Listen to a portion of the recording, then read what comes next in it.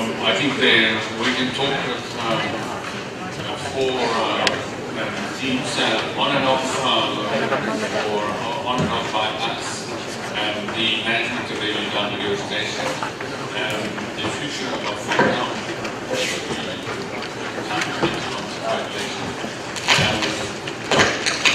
on and off the ship.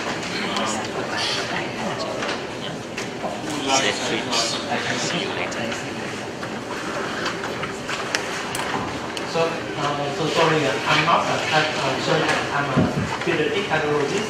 So in daily practice, I see we have a lot of the problem of the patient with the complete AV canal and the AV valve regurgitation. So in practice, in the same case, I have the patient does the AV valve repair at the planned time. So now the patient back to us for next step for full-time operation. But at that time, the patient still have the severe AV valve regurgitation. So what we can do for patient, we can repeat repair the valve again, or we need to AV valve replacement. And what is how we choose between the repair again and replace valve. I think AV valve regurgitation is a major risk factor, especially the common AV valve or the hydrotaxia. But we have 2 or 3 times to repair. When we do a gland, we can repair the valve, and after we have another chance to repair. If the ventricular functions decrease, get worse, we do repair the AV valve before the fontan. And then at the time of the fontan, we have one more chance to repair. If the patient is maybe 4 or 5 years old, I think older, and still after the fontan, they still have a significant AV valve regurgitation. I think it's better to replace the valve rather than keep the patient with a more than moderate regurgitation. Just a clinical situation. For example, for the borderline cases, that where the optimal or on this, but not so for contamination when we operation and we re-evaluate the criteria for full time, but not very good. So what should we do now? Come back or another option for in the borderline case? I will respond briefly before the other members of the panel. The policy we have is that if you have eliminated all mechanical contraindications, or all if you need to have eliminated any atrial tract obstruction, any arch obstruction, any AV valve regurgitation, and in that situation, and pulmonary arterial distortion. In that situation, if still your patient is a poor candidate for fontan completion, we will give him a trial of ACE inhibitor for several months or years, and then reevaluate. And then there are, if the patient is really borderline fontan, probably not do the fontan. It's very rare that we do not do fontan. Most of the patients eventually achieve the fontan circulation, but there are some situations where if the pulmonary resistances or the ventricular function, vascular function preclude the fontan completion, we should do it. Okay, well, the fact, go back to the first question. The fact is that we have some patients, like Dr. Khan said, before fontan, with severe AV regurgitation. We also have another group of patients after fontan but still have some degree of regurgitation of AV valve that you might be annoying to the intensivists in ICU. We have some patients stay a long time in ICU because of that. So that we have discussed, with Bien and Neil to find out the best valve repair for this patient. And Dr. Jim just talked about a theory technique that I advise him to do. Try with this, and let's see, because it's not easy to repair the AED valve in this case, and not easy to having perfect result on this. Maybe two mentors here, Professor Lisa and Sandro, give us some opinion on this, because we still have some problem on this, especially after Fontaine with regurgitation, not easy for the intensivists. It is very difficult, there's two things. Technically, the Alfieri's stitch or the H2H is the only way really to have competency. But you need to also have a bridge to reduce the width of the annulus, because you need to increase the coaptation area between the remaining leaflet. So you have to have a significant H2H, but the remaining leaflet, the one that will actually open and close, have to have significant coaptation. So the only way to achieve that is to have a very narrow waist of the convoluted bladder, and to achieve that you need that bridge of cortex or that technique that has been presented in Japan many years ago. We use that. The other thing that I would like to emphasize on is that this community valve, now thanks to the database we have in Australia, and that's the initiative of my colleague Yves de Kem, we have a registry of all the Fontaines in Australia and New Zealand. So that's now there's more than 1,600 Fontaines that are on the database. And what we know is that these community valves, they all leak. So even if they do not leak at the time of the Fontaine, they will start leaking at some stage. And that has a very significant influence on the mortality and morbidity. So you need to have a very aggressive policy to avoid the regurgitation before the Fontaine. But we're even thinking of doing a preventive ban on this bridging ban on the patient that have no leakage at the time of the Fontaine, because they all eventually leak. Okay. Professor Wallace? So now I understand the cardiologist can close penetrations by vascular reactions after Fontaine. Do you think it is necessary or not? And if that, when to do?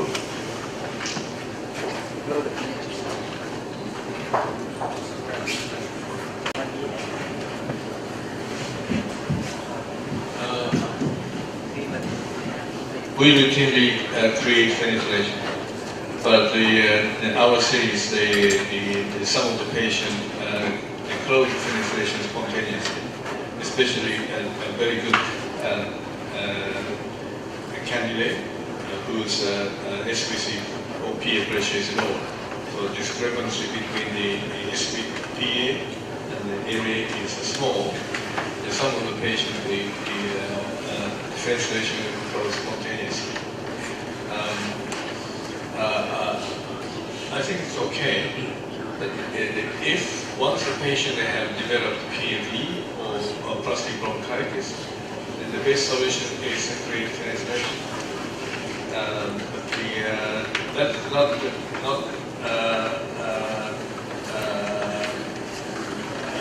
many patients, very few patients have developed PAV or plastic bronchitis.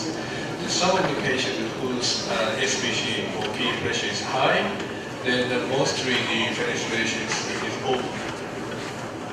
So that's like a natural cause. And also I think if you create the bigger ventilation and the saturation is like 80-85, then exercise tolerance much less because of the hypoxia. but if the penetration is like a 3.54, the almost always saturation is sitting around 90, and maybe just over 90%. So the exercise tolerance is not much difference. So I don't worry about the small penetration effect. The hypoxia and the hypoxia creates some complication later. And the other thing, the AV valve repair, it's very difficult to repair the AV valve. From our analysis of heterotaxy or other single ventricle with common AV valve, the AV valve regurgitation is the same. The problem of heterotaxy is EVO. AV valve regurgitation is very difficult to repair. But after repair at the time of Glenn, the cardiologist showed where the leaking is. If the leaking is from the left side, we do aggressively repair the left side. And also the annular dilatation is very common. So at the time we do use the pericardial strip rather than the lead to reduce the size. And at the time of Fontan, we cut the strip one or two places to increase the size of the AV valve. And also if we cannot control, then we sometimes we Quoc strip between the anterior and posterior leaflet to make the length shorter. Because the common AV valve, the center, the middle of the AV valve, they dilate and then leak more. So we put the Quoc strip to fix the size. If still have a more moderate regurgitation after the Fontan, I think it's better to replace the valve. Sorry, I have two questions. The first question is based on the whole of the recommended, the more than my AV valve regurgitation limit to the AV valve repair. So how about the result of the more moderate AV valve repair within the repair in the Fontan operation in Hong Kong Institute, UFC, and also in Australia and in Japan? And the second question is that if I have the 24 years old girl do the Fontan operation well already, and the patient previously is non-penetrated, now everything is good, saturation more than 95%, can the patient have the pregnancy? So what we know in our institution about community valve replacement is that the prognostic is okay, not fantastic if you replace the valve at the time of the Fontan or shortly after the Fontan because you have residual regurgitation. If you repair or replace the valve away from the Fontan when there is full function, of course the result is very bad. So the patient that slide that I have shown that on the fenestration, that patient had hypoplastic left heart syndrome and we replaced the valve when the function was poor, eventually had the transplantation. So it's okay to replace the valve at the time of the Fontan if you cannot replace it. It's quite bad if you have to replace the valve away from the Fontan at a distance.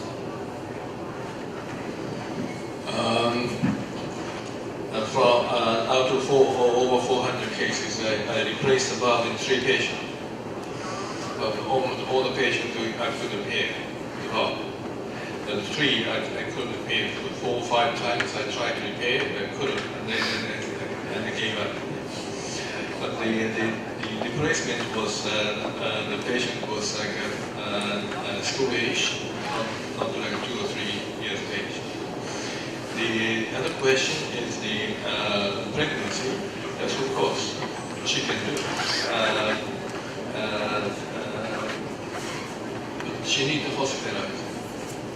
So we can control the pregnancy and delivery.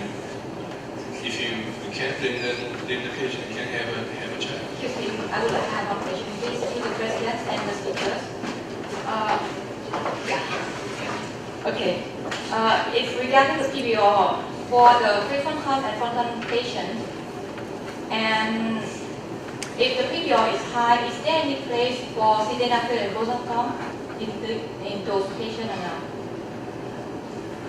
If the peer pressure is high because of the PBO, venous obstruction or apical regurgitation, we do.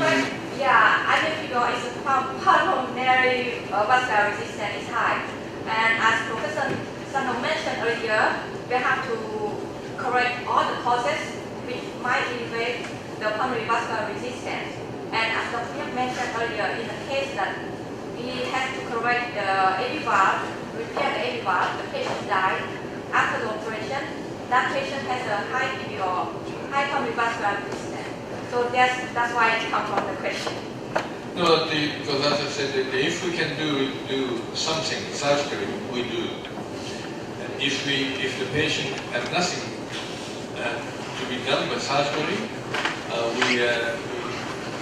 we ask the cardiologist to put sildenafil, etc., to observe. And then if we catch the study, it may be 6 months or 1 year time. If the pressure drops, then we do Fontan. If the pressure is high, then we watch just only the gland. Plus, ideally, gland plus additional flow is okay. Better than doing Fontan with in very high risk patient. I have a comment. I remember the first Fontan that was performed in Vietnam in 1999 by Christian. And when we started the Fontan program, and we several years after, we talked about the Fontan operation, and nobody can understand the hemodynamic body, the physiology, and now I am very happy that there are a lot of doctors here have paid a lot of attention in Fontan circulation, and the knowledge of the Fontan is now quite different from before.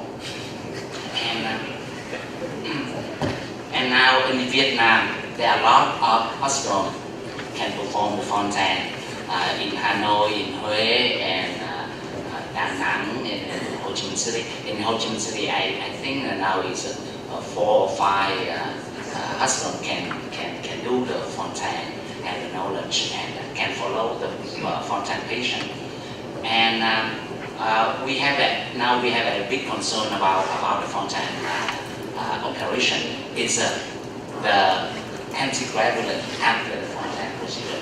And the cardiologists find that they got a lot of difficulty in using the anticoagulant, especially in the small kids, because they come to school and the teacher don't know much about medicine, and so and the family, the parents don't have enough knowledge of the pathology, and so that we got a lot of difficulties in the anticoagulant treatment. And so that now we try to do we avoid the fenestration. That we hope that we can just use the aspirin, and we try to close the fenestration as soon as possible to change the warfarin to aspirin. And we ask about advisor in the treatment anticoagulant? I think it's a big question for us. The question of anticoagulation is not sorted even in the Western world. There's been many trials, randomized trials, that are not conclusive. What we have studied that cohort of patients in the Fontan registry in Australia and New Zealand. What it appears is that there is no difference in the long term between aspirin and warfarin. But the initiation of warfarin, if it's not well done, generates the most morbidity. So the morbidity that is linked to the anticoagulation is in the first year, and it is when the anticoagulation is fully controlled. So it is, but in the long term, you have no detrimental effect of warfarin if after the first year. We in Melbourne believe that you need a fenestration for Fontan. If the patient has very good hemodynamics, the fenestration does not shrunk very much or closes spontaneously. On the other hand, if the hemodynamics are less than perfect, then the fenestration is very necessary and it shouldn't be closed. And we don't necessarily give the warfarin because of the fenestration. The warfarin is in the long-term physiology of the Fontan to prevent microemboli in the lungs and progressive worsening of the lung circulation.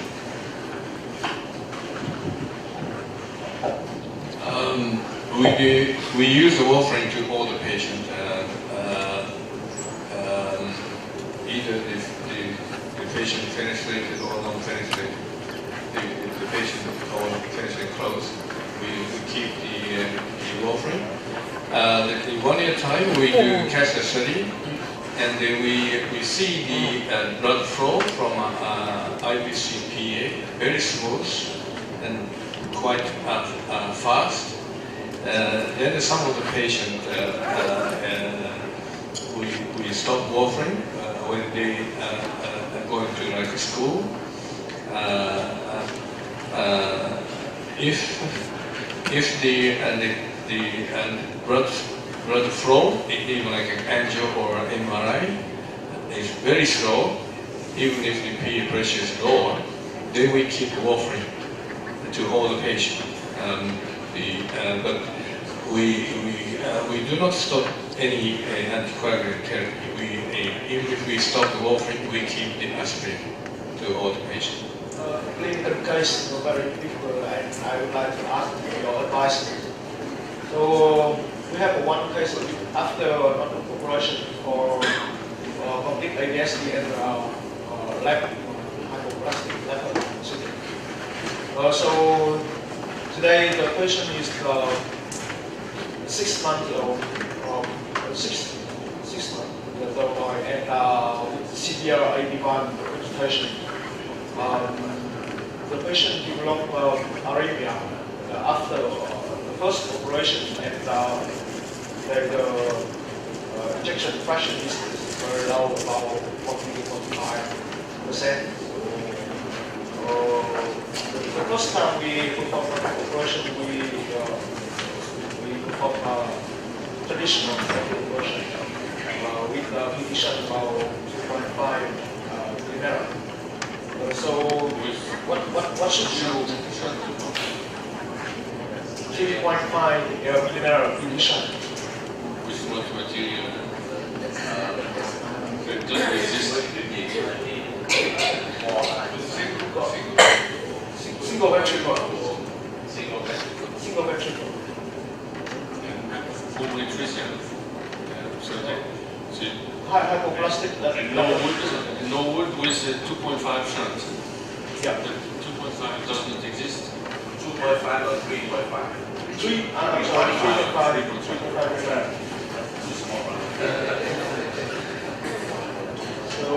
today we have severe AV valve regurgitation or low cardiac, low ejection fraction, and what should we do for this? Should we go to the DCBS and AV valve repair, or You can try that. I think the patient, if the patient is like almost 6 months of age, you can do Glenn.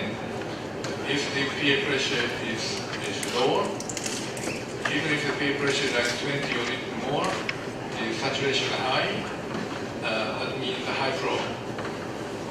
And also if the regurgitation is severe, that makes the peer pressure high. So if you repair the valve and then Glenn, reduce the volume overall, the peer pressure should be done. Probably the most important thing to check by the cardiologist where is the regurgitation arm, because if you find regurgitation from the center, you can do artery stitch with or without the bridge. If the annulus dilatation because the volume overload, then you can do the pericardial strip to reduce the size of the annulus, and it makes the regurgitation much less.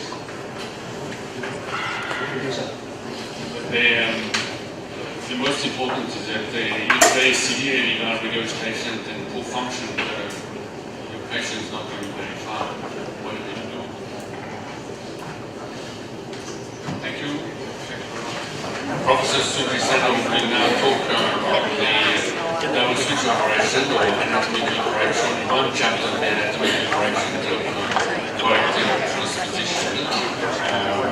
This is a very hard surgery, and it stems from the Netherlands our common teacher, Roger Lee, initiated this surgery in the early 80s. Thank you, Christian. The natural history of corrective TGA are shown, and some patients live into 5th or 8th decade, but uncommon. And systemic RV is not a sole problem. Associated region, especially systemic AV valve regurgitation, lead to RV dysfunction, and successful pregnancy is reported. The ACCAJ guidelines of the ventricular dysfunction appear to be related to systemic AV valve regurgitation, and in the absence of associated congenital anomalies, the primary single ventricular failure is uncommon. But unfortunately, the 90% of the patient never sign like malformation of the systemic AV valve, and 70% of the patient had the VSD, and 40% of the patient had abdominal stenosis. There is a presentation in PHES in 2012 on the Scotland, the database, the natural history of the systemic right ventricle in adult survivors of arterial switch surgery for transposition of the coronary arteries. That means the RV becomes the systemic ventricle, and also the congenital corrective TGA.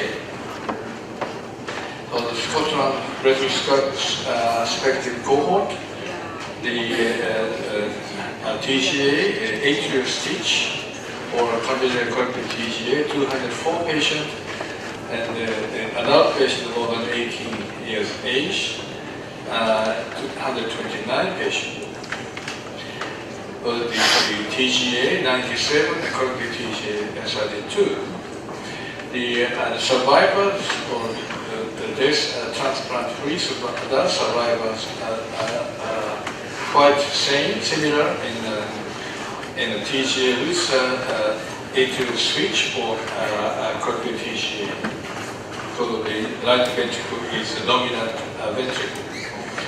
The adult, the mobility are the same, and they said the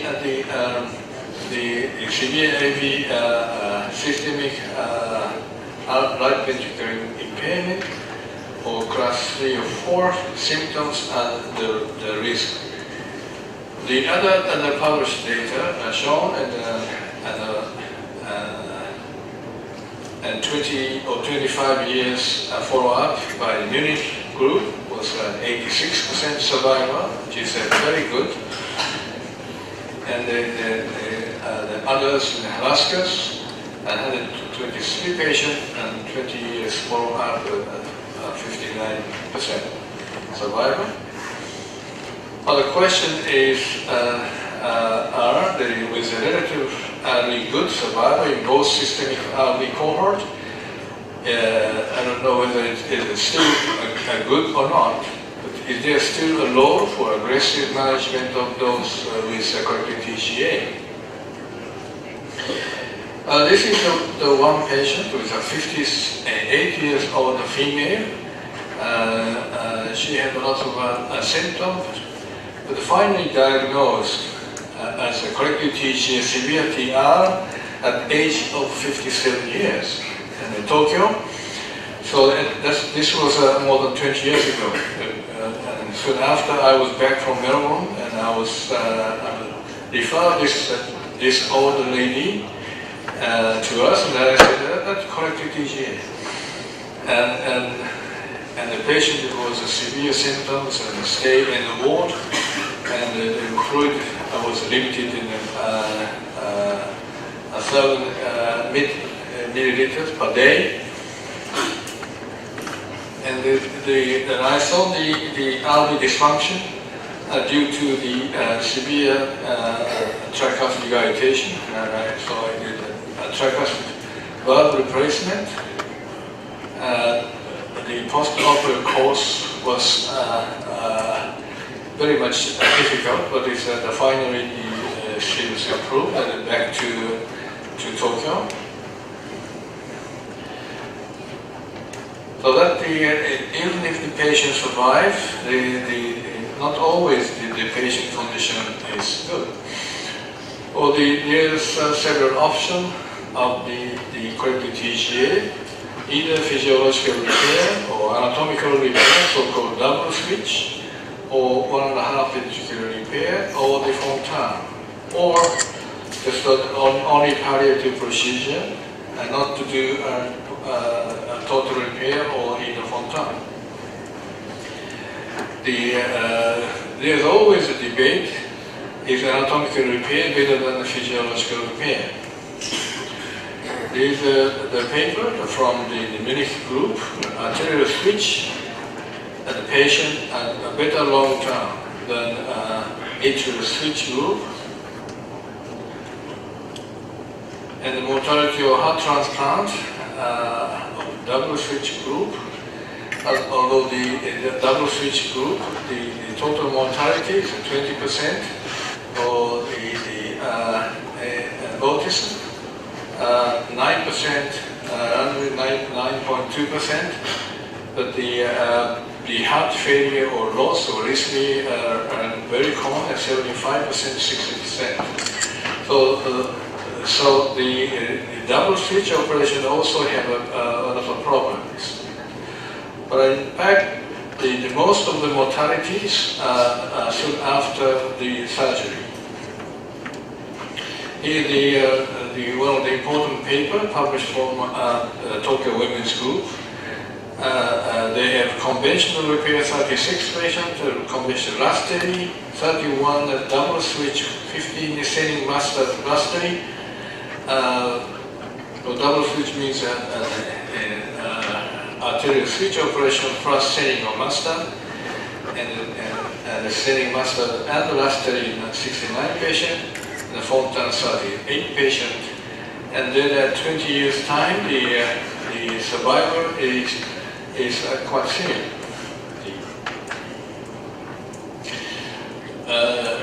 So they conclude that the result of conventional repair is satisfactory except in patients with significant tricuspid dilatation.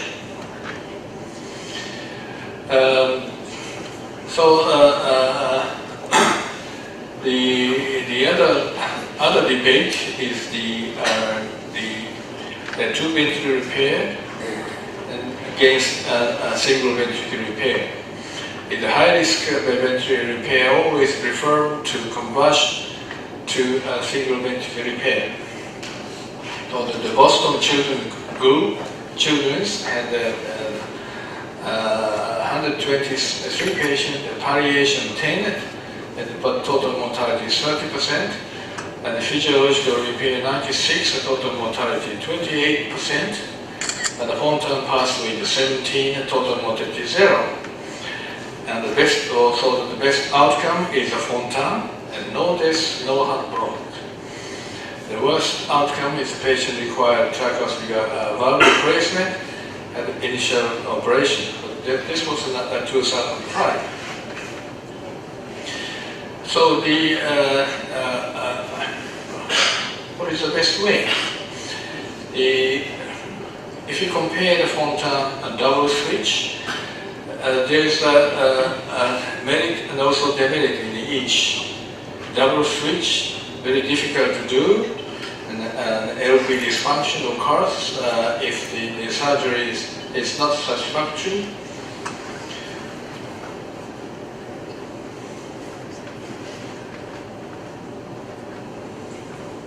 But if you do Fontan a long time, you have a problem, may have a problem with PLE or obstructive bronchitis or liver dysfunction, etc., etc.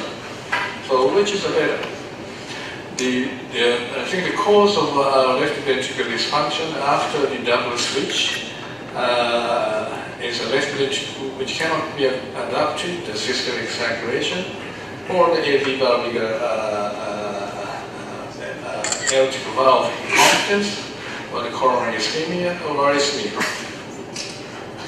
And also the long and LV outflow tract tunnel in the lastly type double switch operation. And the François Lagouvier published data about ventricular repair with double outer right ventricle with non-committed VSD. He said the patient undergoing the lastly type operation often require long intraventricular rerouting patch, so it may be a risk factor for mortality, left ventricular outflow tract obstruction, and impaired left ventricular function.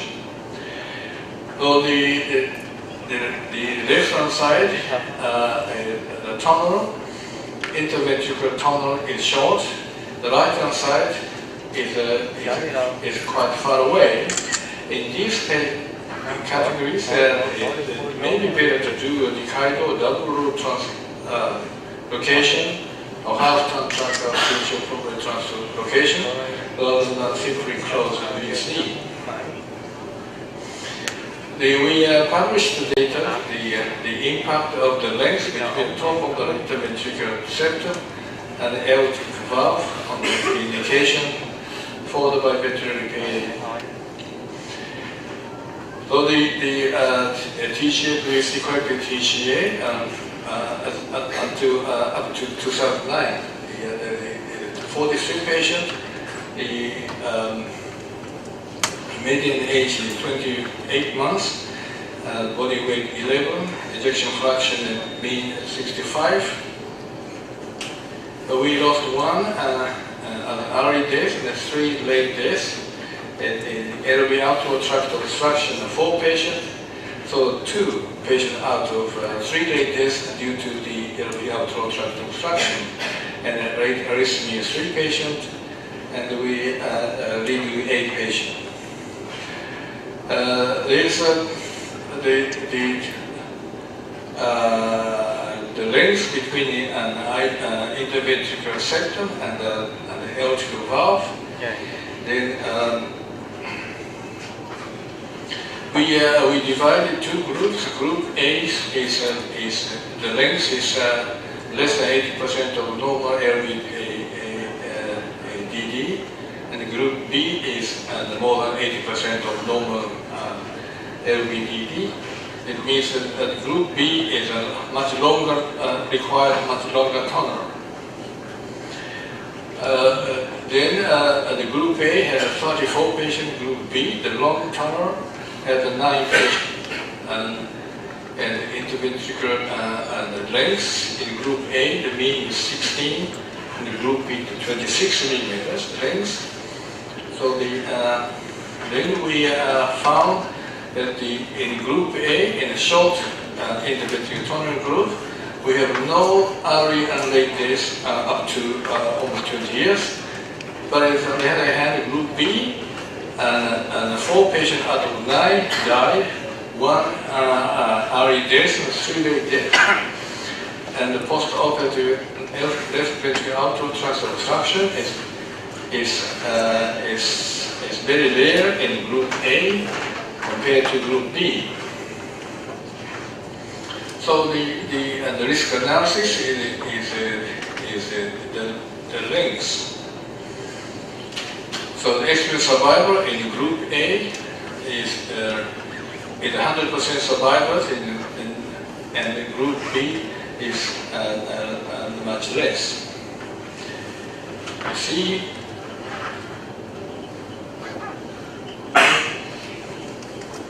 here the length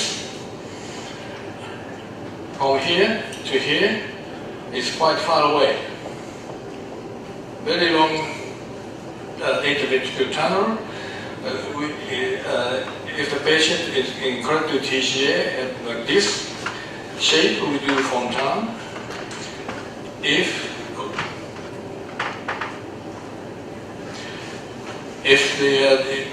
the length is relatively shorter, then we do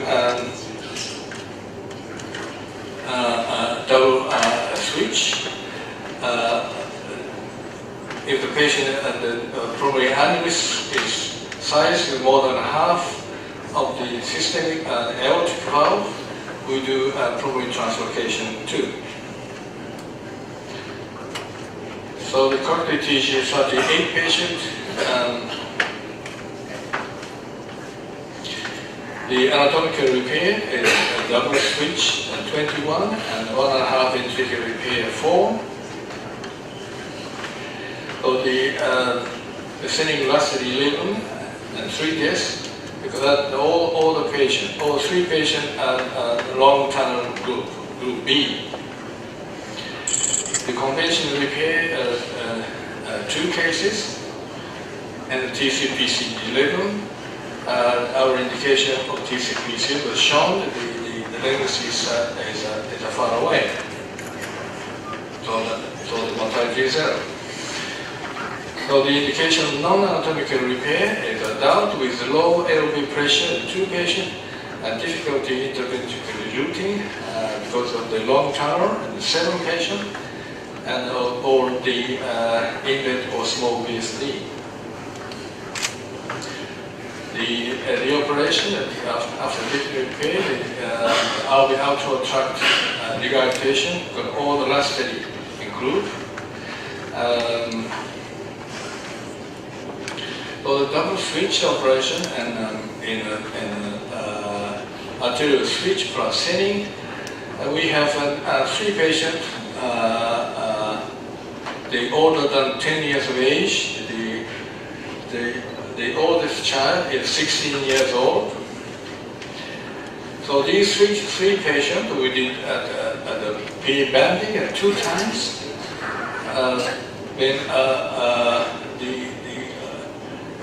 The one of the patients had the LV ejection fraction decreased after the band.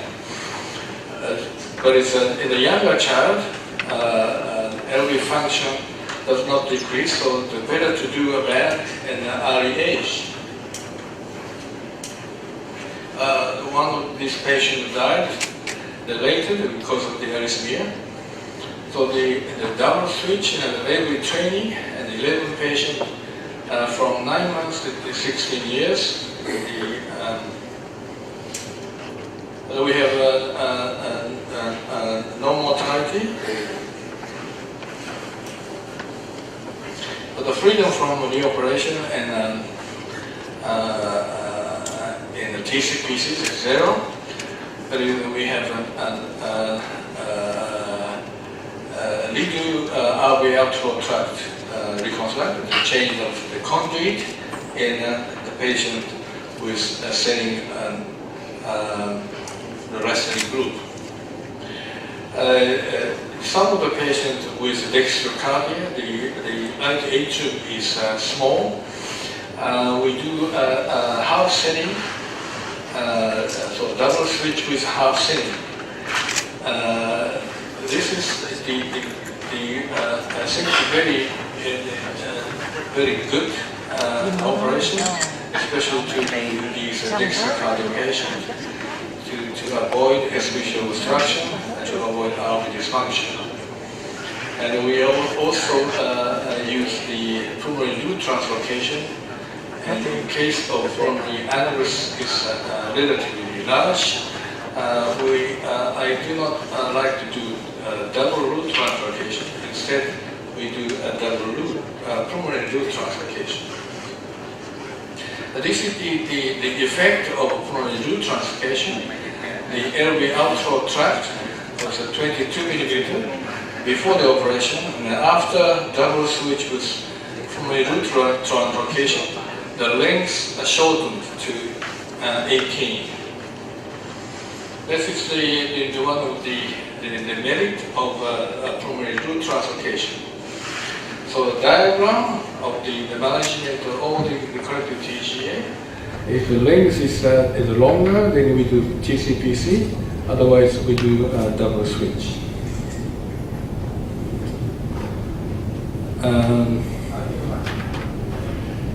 So the IVS and L2 valve length should be taken into consideration when selecting the last type double switch.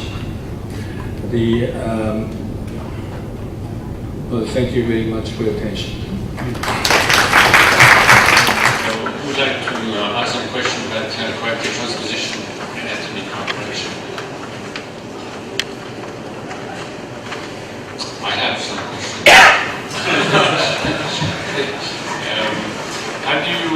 Do you have a special approach for the pacing of these patients when they need pacing?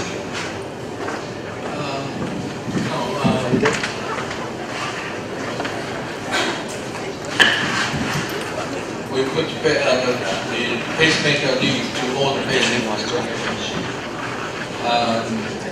If the patient needs the pacing, we put The position of the leads. Position of the reed is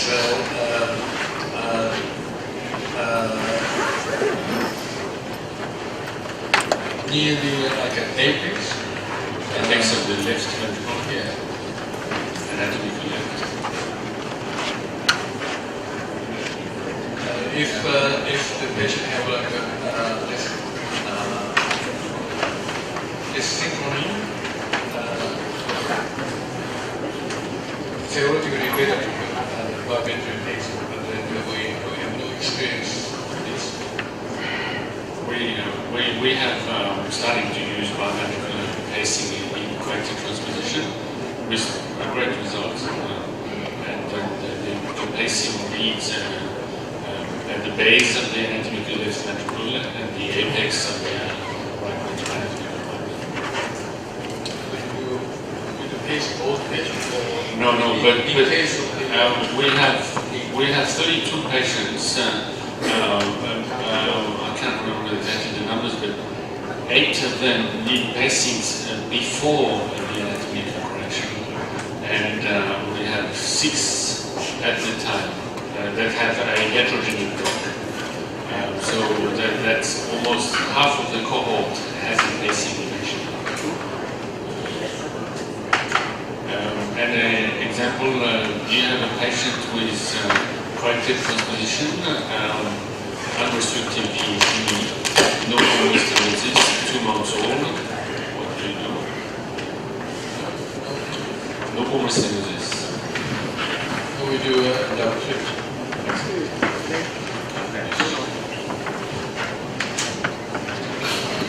Okay, the next topic is the setting last day for the discordance plus with the stenosis. Question? Result? Actually, no. My topic has been changed because when I was there last week, there was a patient with a visible defect in tetralogy fallow. So we have done this surgery, and we have so we have changed this. I'm sorry, I have to find the file.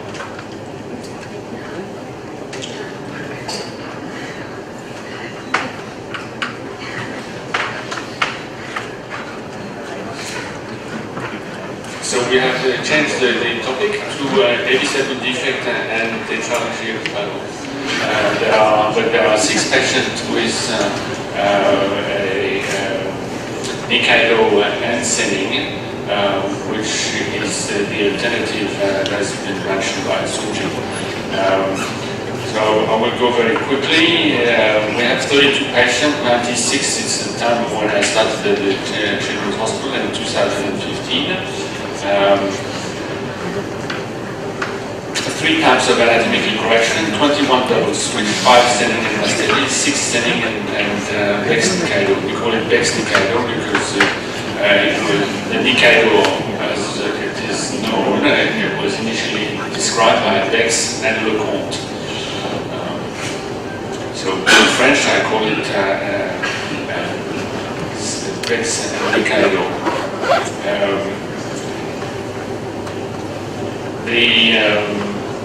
For the Senning Rastelli, they all have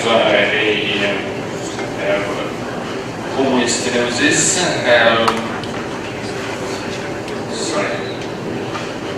Pulmonary atresia is 4 patients, and 1 has pulmonary stenosis. So they all have a shunt and have shunt-dependent pulmonary circulation. On the other hand, the Senning and Bex Nikaido have pulmonary stenosis and didn't have a shunt. Of course, they have unrestricted VSD. Situs, 4 situs solitus, and 1 situs inversus in each group, and there's also 1 left isomerism. The technique is important. The Senning technique, we have introduced the Schumacher Senning modification, which is what is the most limiting factor in the exercisability in a patient with the Senning is not the ventricular function. Normally in normal transposition, not corrected transposition, but deep transposition, the right ventricular function after Senning is good. You have a good ventricular function, but the exercisability of a patient with a Senning is relatively poor. And what is the limiting factor for the exercisability is not the ventricular function, is the capacitance of the atrial chambers. So you have very small non-compliant atrial chambers, especially the systemic venous return, and this is what limits the exercisability. When you start exercising, the heart is starved of blood, it cannot steal enough. That limits the exercisability. So we have introduced that modification of the Senning to have very large and compliant atrial chambers, and also to avoid the SVC obstruction, which is very classic in the normal Senning sphere.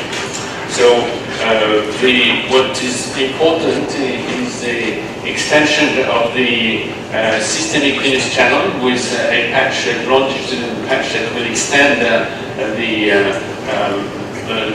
atrial wall and create a very large systemic venous channel. And here is the pericardium is used in situ, so there is a sutureless technique there at the junction of the pulmonary veins. The pulmonary veins are open just below the interarterial groove after term dissection, and we resect a portion of that interarterial septum that you can see, and then we open longitudinally the origin of the pulmonary vein, and you resect everything that you have opened. So you have only the bottom part of the pulmonary veins, and then the pericardium is kept in situ, so you have no sutures there. And then the final aspect is the pericardium is sutured there, so you have this very wide opening of the pulmonary vein into the pulmonary venous channel, and you have a large systemic venous channel which generates compliance. You can see here, this is a situs ambiguous, and you have the very large pulmonary venous channel that is augmented. You have a very big bulge on the right side, and in situs inversus, you have the bulge of the pulmonary venous channel that is totally unobstructed. I don't know if this moves. Probably not. Here you have the systemic venous channel that is large and redundant. The pulmonary veins are here, and the unobstructed pulmonary venous channel. Technique for the Becks-Nikaido. This is some Becks-Nikaido. You can actually put the aortic root directly on the crest of the septum. You don't necessarily need to put a patch there. We now use the last two patients. We have used double translocation, complete double translocation, and Becks-Nikaido is a nice surgery for that, because the appropriate indication is when you have pulmonary stenosis, so patients that are not suitable for a switch, but they do not have pulmonary atresia. If you have pulmonary atresia, there is not a lot of benefit of doing a Nikaido procedure, because, as Sunji mentioned, the distance between the crest of the septum and the distal part of the aortic root is not very long. This is to emphasize the shape of the airflow tract in the Rastelli setting as compared to Becks-Nikaido, where it would be completely straight. I'm sorry, I have been confused with my slides. This is a setting Rastelli with completely unobstructed with the airflow tract as you should have it. I will go a bit quickly because it is complicated on the conduction tissue. This is you know that in carotid transposition there is the anterior node is connected directly to the free wall of the left ventricle there, and the posterior node does not connect with the ventricle. So when you have to close the DSD, you close the DSD on the right side of the septum, on the other side of the septum. But most importantly, when you do a Becks-Nikaido, that area here, in the free wall of the left ventricle, is very much at risk. So when you harvest the autograft for the Becks-Nikaido, you have to go very close to the hinge point. There's another thing, is that when there is a large pulmonary orifice, and then you have an alignment between the atrial septum and the pulmonary septum, and then you're more likely to have a connection of the anterior node, whereas when there is pulmonary atresia, very severe pulmonary stenosis, then there is an alignment of the atrial septum and the ventricular septum, and then you're likely to have an alignment of the posterior node, and so you have the conduction is in the normal situation. So 21 double switch, 5 Rastelli sending, 6 Becks-Nikaido. There was 12 primary corrections, so without any previous surgery, 20 had previous surgery, and the first palliation was at about 1 month of age. Pulmonary artery banding in 12 patients. It is for retraining in 10 patients, so for control of pulmonary blood flow in 2 patients. Procedure before anatomical correction in 20 patients, pulmonary artery bending for retraining, pulmonary artery bending tightening in 3 patients, 5 pacemaker, 1 patient outside the Children's Hospital was treated with a left ventricular outflow tract resection, which generated a heart block. There was 1 PT shunt and aortic arch repair and PDA ligation in 1 patient. In the group of Rastelli setting, there is 1 PT shunt together with PDA ligation that LPA repair in 2 patients, and PT shunt in 3 patients. As I told you, the Rastelli setting group, there is 4 pulmonary atresia and shunt upgrade in 2 patients. What we learned from Roger is that this very complex surgery is very well tolerated if you have a heart that is very well volume loaded. So you need a patient with high saturation, big shunts, and you can upgrade the shunts. And in that situation, the surgery is usually well tolerated and hemodynamically and ventricular very well prepared. The Bexnicado, 2 PT shunts. Again, procedure before anatomical correction, 12 pulmonary artery band, 3 pulmonary tightening, 5 pacemaker, we have heard that before. Concomitant procedures at the time of the anatomical correction, 24 VSD closure, either by doing a tunnel or associated with the Bexnicado or in the double switch procedure. There is 2 pacemaker placement that for patients that had a second degree AV block before the surgery. Pulmonary artery repair reconstruction, 5 patients.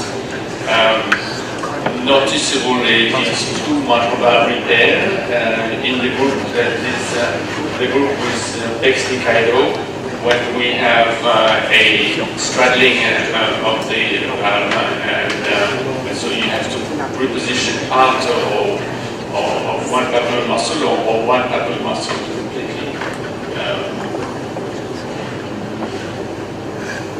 There is in the left coronary augmentation with a segment of innominate artery, when the coronary artery does not reach in the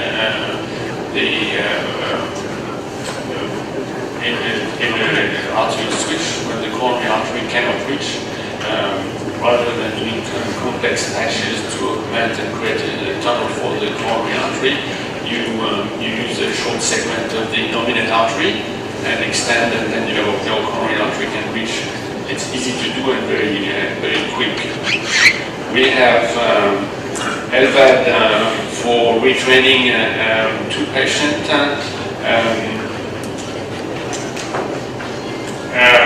One LVAD for patients that had a recross clamp and aortic valve replacement for severe aortic regurgitation after the double switch, and 1 ECMO for inability to re-bypass a patient that had very complex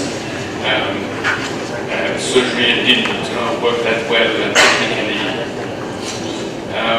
Follow-up, we have 1 loss of follow-up, 1 early death and 3 late deaths. There's 1 double switch who had resection of the left ventricular outflow tract obstruction and ESD.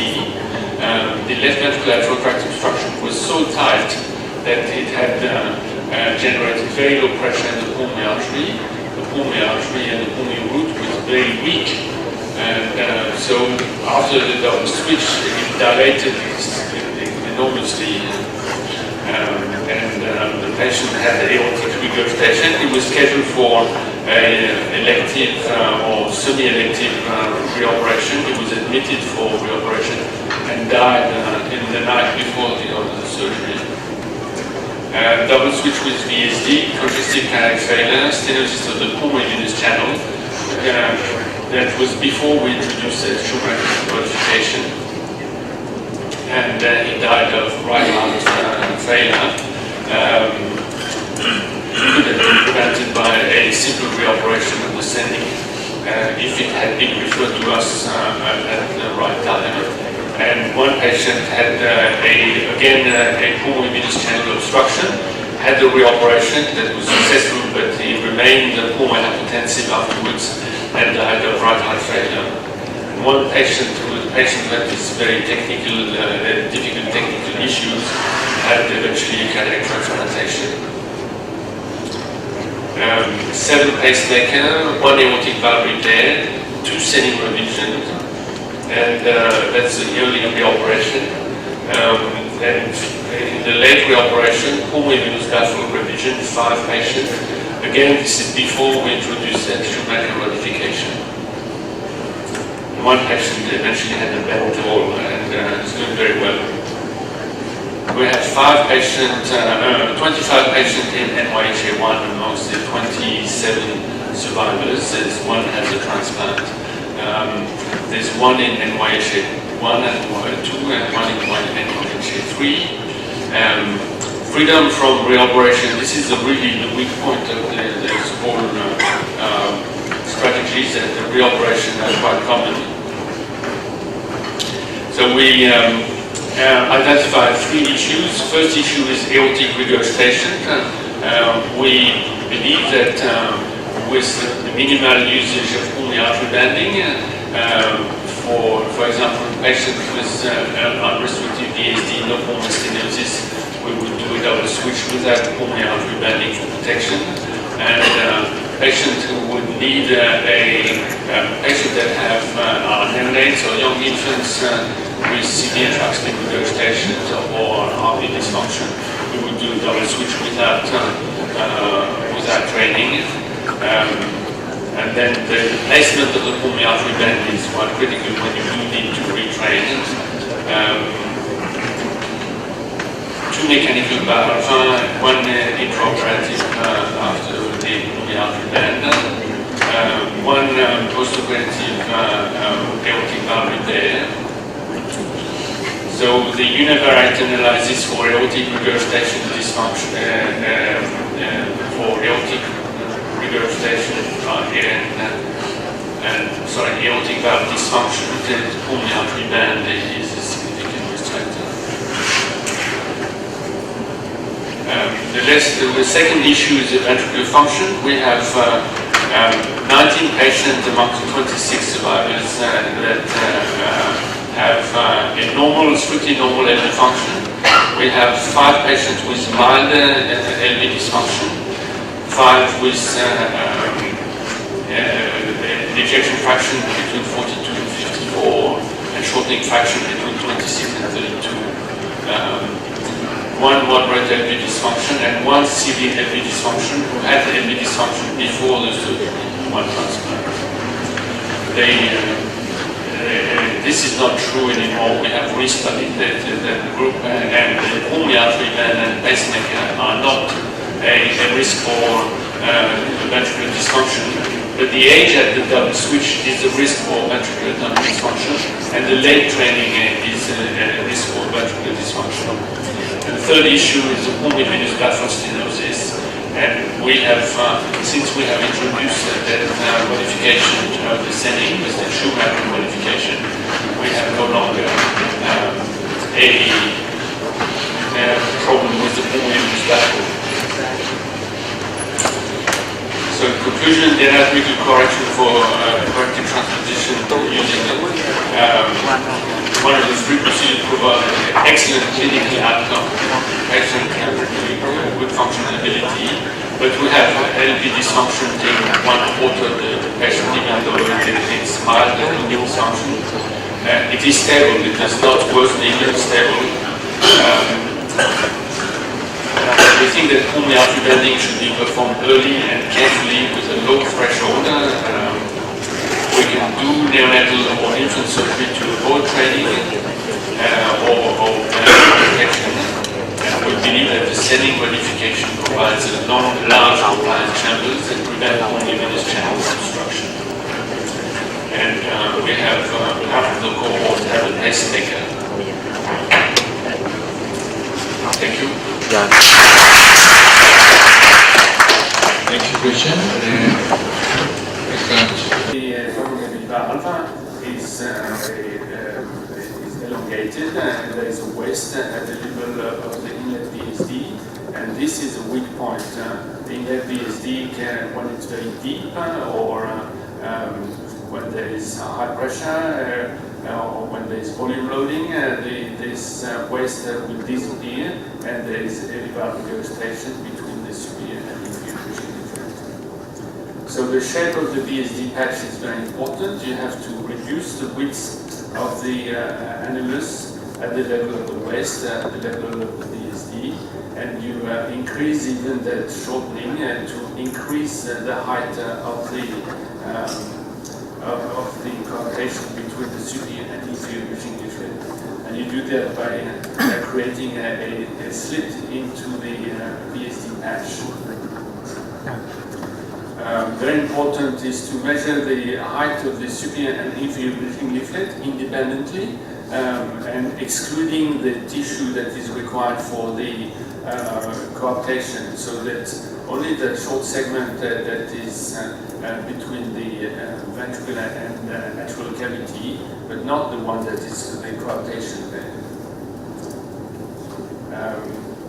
This is the VSD closure, you don't need to see that, and this is the way we wedge the superior and inferior bridging leaflet into that slit into the VSD patch. So what is important is matching exactly the coarctation between the superior and inferior bridging leaflet, making sure that they coart where they are posed naturally. So you have to take a lot of time to analyze that position there, and you put some marker stitches. Once you have put the marker stitch on the superior and inferior bridging, then you can inflate the left ventricular cavity just very gently to check that the coarctation occurs where you are believing it should be. That is the coarctation between superior and inferior bridging leaflet. Once the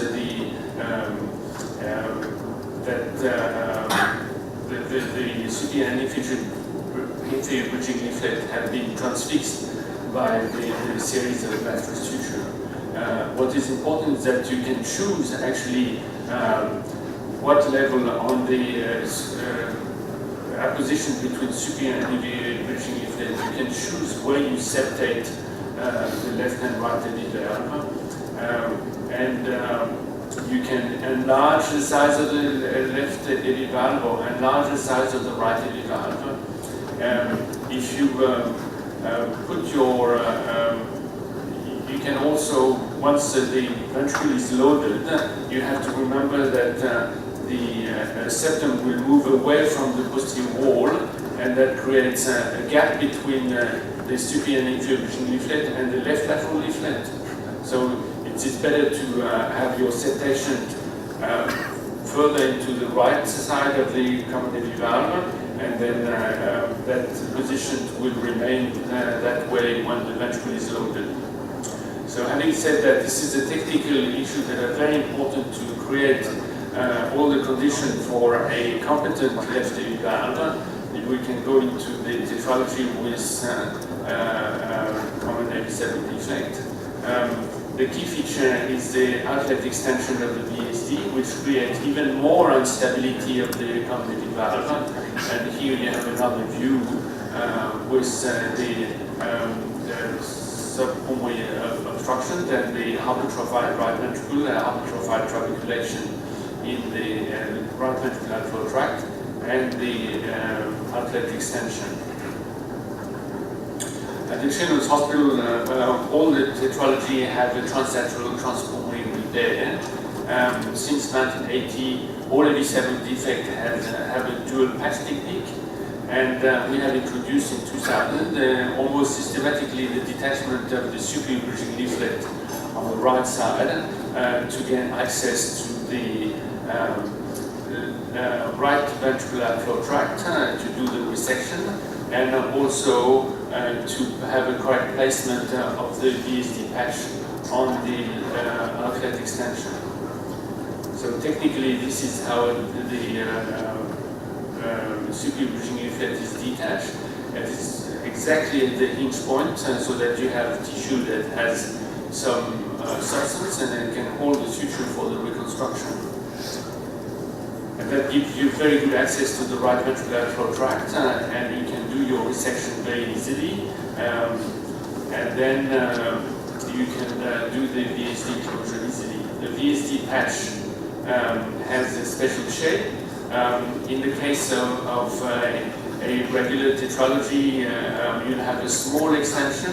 In case of very small pulmonary stenosis or double outlet right ventricle, you would have a very large extension, and that extension would be offside, so that you can reach the very large outlet extension there.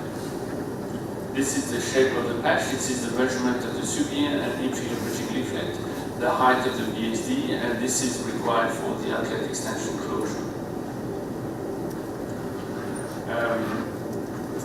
Afterwards, you check like a tetralogy that you have done in as dissection, that you can do a very small infundibulotomy to open up the pulmonary valve.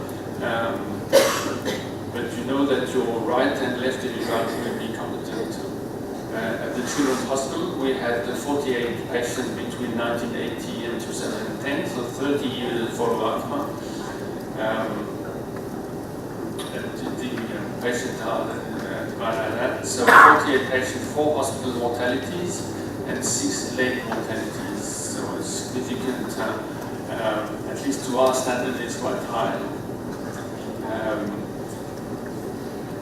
The results, mean follow-up, mean of 8 years, 4 hospital deaths, 4 early left AV valve reoperation that generated 2 deaths, 2 hospital deaths. There was, since 2001, no deaths and no left AV valve reoperation. When this operation is well conducted at the right time, they have very smooth postoperative course. There's 6 late deaths, 3 non-cardiac, 1 CV left AV valve regurgitation after 3 years. I don't know why it didn't reoperate at the time. 1 pulmonary valve replacement, and 3 years afterwards for a secondary mechanical left AV valve replacement inside the calothorax. And 1 pulmonary valve replacement 2 years after the secondary subaortic stenosis resection without the neurological complications.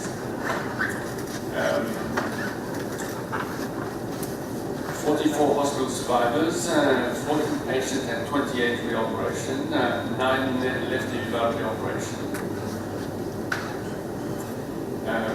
And there was significant, initially in the series, residual VSDs, recurrent right ventricular outflow tract obstruction. And there is 2 conduit replacements. Generally, nowadays we do not use conduits. So this is survivors, and it's about 75% actual at 20 years, and freedom from reoperation about 60%.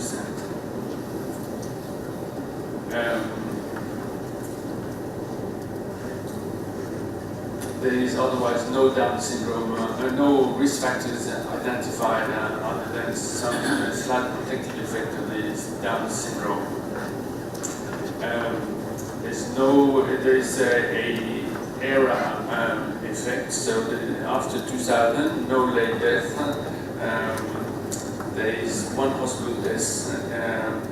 There is, in the first part of the series, 6 late deaths and 3 hospital deaths. There is shorter hospital stay and shorter intensive care stay. Fusion rigorous surgical technique with preservation of the left AV valve, special relationship with the suspension apparatus and the septum allows left AV valve competency in difficult anatomy. The detachment of the superior bridging leaflet preserves the right and left AV valve competence and allows safe VSD closure and transarterial resection in tetralogy. Thank you. There is a brief movie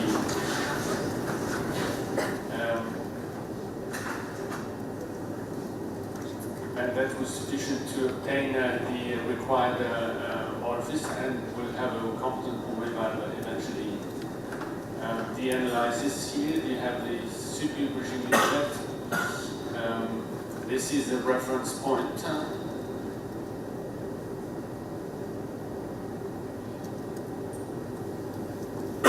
In that patient, we didn't have to divide or open the superior bridging leaflet. So these are the reference points. You can see that there is very little outlet extension. So the patch is almost a classical patch.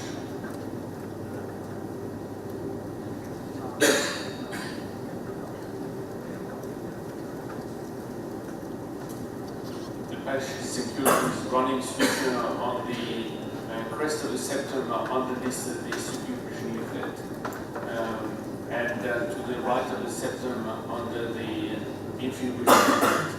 So this is the right side of the septum, quite far away from the crest of the septum, so that you will stay away from the conduction tissue.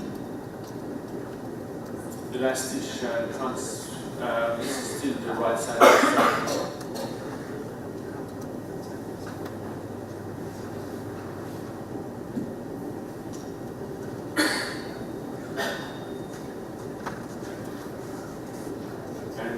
You have to be very careful at you can have some residue BSD here, so you get to the very tip of the BSD patch. This is, you saw very briefly the indentation into the BSD patch for the coaptation.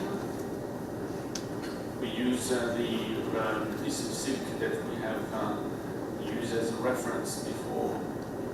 So this is where you septate the superior and inferior bridging leaflet with mattress sutures.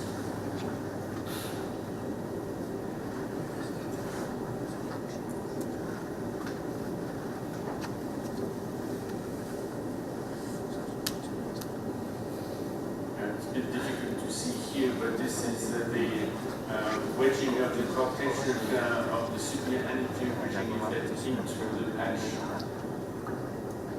The ASD patch has been lowered because we have this is the left AV valve which was tested. The right AV valve is tested in size and it is competent. We close a little bit the superior and inferior bridging leaflet on the right of the valve. We leave the coronary sinus on the right side and to achieve that we have very superficial stitches on the area of the penetrating bundle. Very, very superficial with 7-0.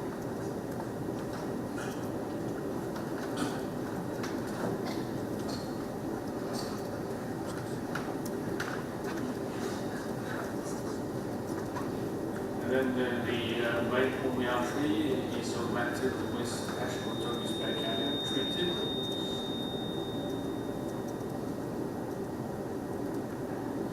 You don't need a very large patch. You really need a patch that is the right dimension.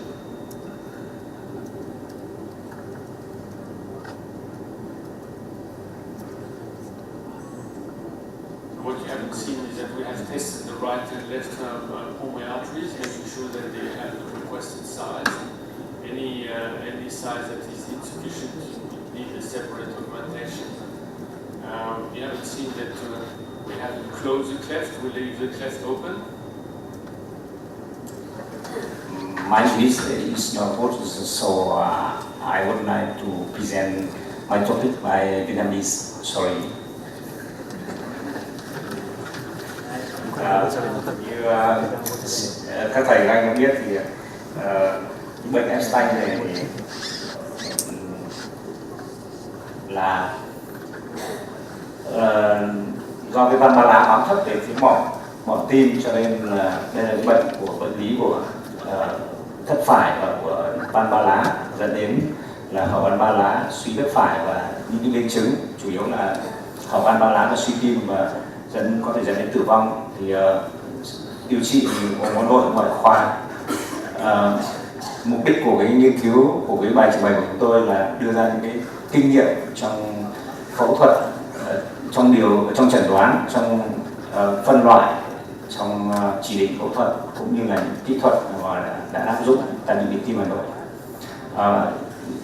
Chúng ta đầu tiên là nói về chẩn đoán thì mặc dù viện Tim Hà Nội mổ khá nhiều, đến nay cũng khoảng hơn 100 trường hợp, nhưng mà tất cả những bác sĩ mà có kinh nghiệm chẩn đoán siêu âm thế này vẫn gặp những cái lỗi chẩn đoán. Theo định nghĩa thì ép xanh là khi mà cái lá vách của van ba lá bám thấp hơn so với lá trước của van hai lá là trên 80 m trên mét vuông diện tích da. Tuy nhiên thì chúng ta vẫn gặp những cái lỗi, ví dụ đây là một cái trường hợp mà trẻ 3 tuổi chẩn đoán là ép xanh type C. Chúng ta thấy rằng là cái nhĩ nó dán rất là lớn và cái van lá trước van ba lá thì sát về phía mỏ. Lá vách thì có vẻ như là không cách nhiều so với lá trước của van hai lá. Trên X-quang thì cái hình tim rất là lớn. Và khi phẫu thuật thì chúng tôi thấy rằng là toàn bộ cái nhĩ nó giãn rất là lớn, nó như mỏng như tờ giấy, và bên dưới nó là cái lớp máu chúng ta có thể nhìn thấy ở trong máu ở trong nhĩ phải. Và khi mở ra thì chúng ta thấy toàn bộ cái vòng van ba lá, mặc dù bệnh nhân này không bị chấn thương nhưng mà nó như là bị bong ra khỏi cái chỗ bám của nó, toàn bộ cái van ba lá, và cái lớp này rất là mỏng, lớp nhĩ rất mỏng.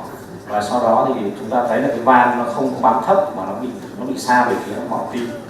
Và trong trường hợp này thì chúng tôi dùng cái màng tim để gia cố cái vòng van, sau đó lại dùng một cái vòng màng tim để bọc bên ngoài cái lớp nhĩ nó mỏng, rất là mỏng này. Và sau đó thì bệnh nhân có một cái kết quả phẫu thuật rất là tốt. Trường hợp thứ hai là những trường hợp mà chúng ta thấy là cái thất phải nó giãn rất là lớn và dẫn đến những cái lá van này nó không áp lại với nhau như trong trường hợp mà type 3B theo phân loại Quoc Te, thì chúng ta thấy là cái van nó cũng không áp lại, và nhiều khi có một số trường hợp chẩn đoán nhầm là ép xanh. Và cái kỹ thuật phẫu thuật cái này thì khác hẳn so với kỹ thuật sửa chữa ép xanh. Rút kinh nghiệm về mặt phân loại thì chúng ta biết rằng phân loại theo Quoc Te thì là có 4 type ABC. Tuy nhiên thì trong thực tế chúng ta thấy rằng theo Quoc Te thì phụ thuộc vào cái phân loại này, phụ thuộc vào cái độ bám thấp của van ba lá. Càng bám thấp và cái buồng nhĩ hóa càng lớn và càng giảm di động thì cái mức độ nặng càng tăng dần từ A, B, C, D. Tuy nhiên trong thực tế chúng ta thấy rằng có những trường hợp type A nhưng mà cái vách thất ở cái thành thất nó co bóp rất là kém, hoặc trong những trường hợp type D thì mặc dù là không có van hoặc cái van nó rất là ít nhưng mà cái thành thất này co bóp rất là tốt. Và cái điều này thì dẫn đến là cái tiên lượng cũng như là cái kỹ thuật chúng ta áp dụng để điều trị bệnh nhân nó khác hẳn nhau. Trong trường hợp type D thì thường là chúng ta phải làm cavo rồi phong tăng, nhưng mà trong những trường hợp mà thành thất nó còn tốt, chúng ta hoàn toàn có thể sửa chữa hai thất bằng cách là thay van. Về mặt chỉ định điều trị thì chúng ta biết là cái GOT score này thì người ta lấy cái diện tích của cái buồng nhĩ hóa cộng với buồng nhĩ phải chia cho 3 cái buồng còn lại. Nếu mà nó trên 1,5 thì người ta nói rằng nó rất là nặng và không nên phẫu thuật. Nhưng thực tế thì cái này nó chỉ là chúng ta tham khảo thôi. Còn thực tế thì chúng ta biết rằng là chỉ định phải dựa trên những cái triệu chứng của bệnh nhân. Khi bệnh nhân có tím, có loạn nhịp hoặc là có suy tim thì chúng ta phẫu thuật. Đặc biệt là những trường hợp mà chúng ta cái kỹ thuật mà mổ không tốt thì cũng không nên áp dụng rộng rãi. Tuy nhiên thì đến bây giờ thì khi mà chúng ta đã làm chủ kỹ thuật rồi thì cái chỉ định nó sẽ mở rộng hơn, và không phải tất cả những trường hợp ép xanh đều phẫu thuật. Ví dụ đến với chúng ta mà không có những cái triệu chứng như này, mà mặc dù có hở van ba lá nhiều, bệnh nhân vẫn hoạt động bình thường, thì có những bệnh nhân chúng tôi thấy là đến 70 tuổi người ta vẫn sống bình thường. Một cái nữa là cái chỉ định là type A và type D thì có cần phải mổ không, thì xin thưa rằng là những cái trường hợp này nếu có chỉ định thì vẫn có phẫu thuật. Ví dụ như là type A mà có triệu chứng, hoặc type A mà có những tổn thương khác đi kèm thì chúng ta phẫu thuật, hoặc type D thì chúng ta cũng phải phẫu thuật.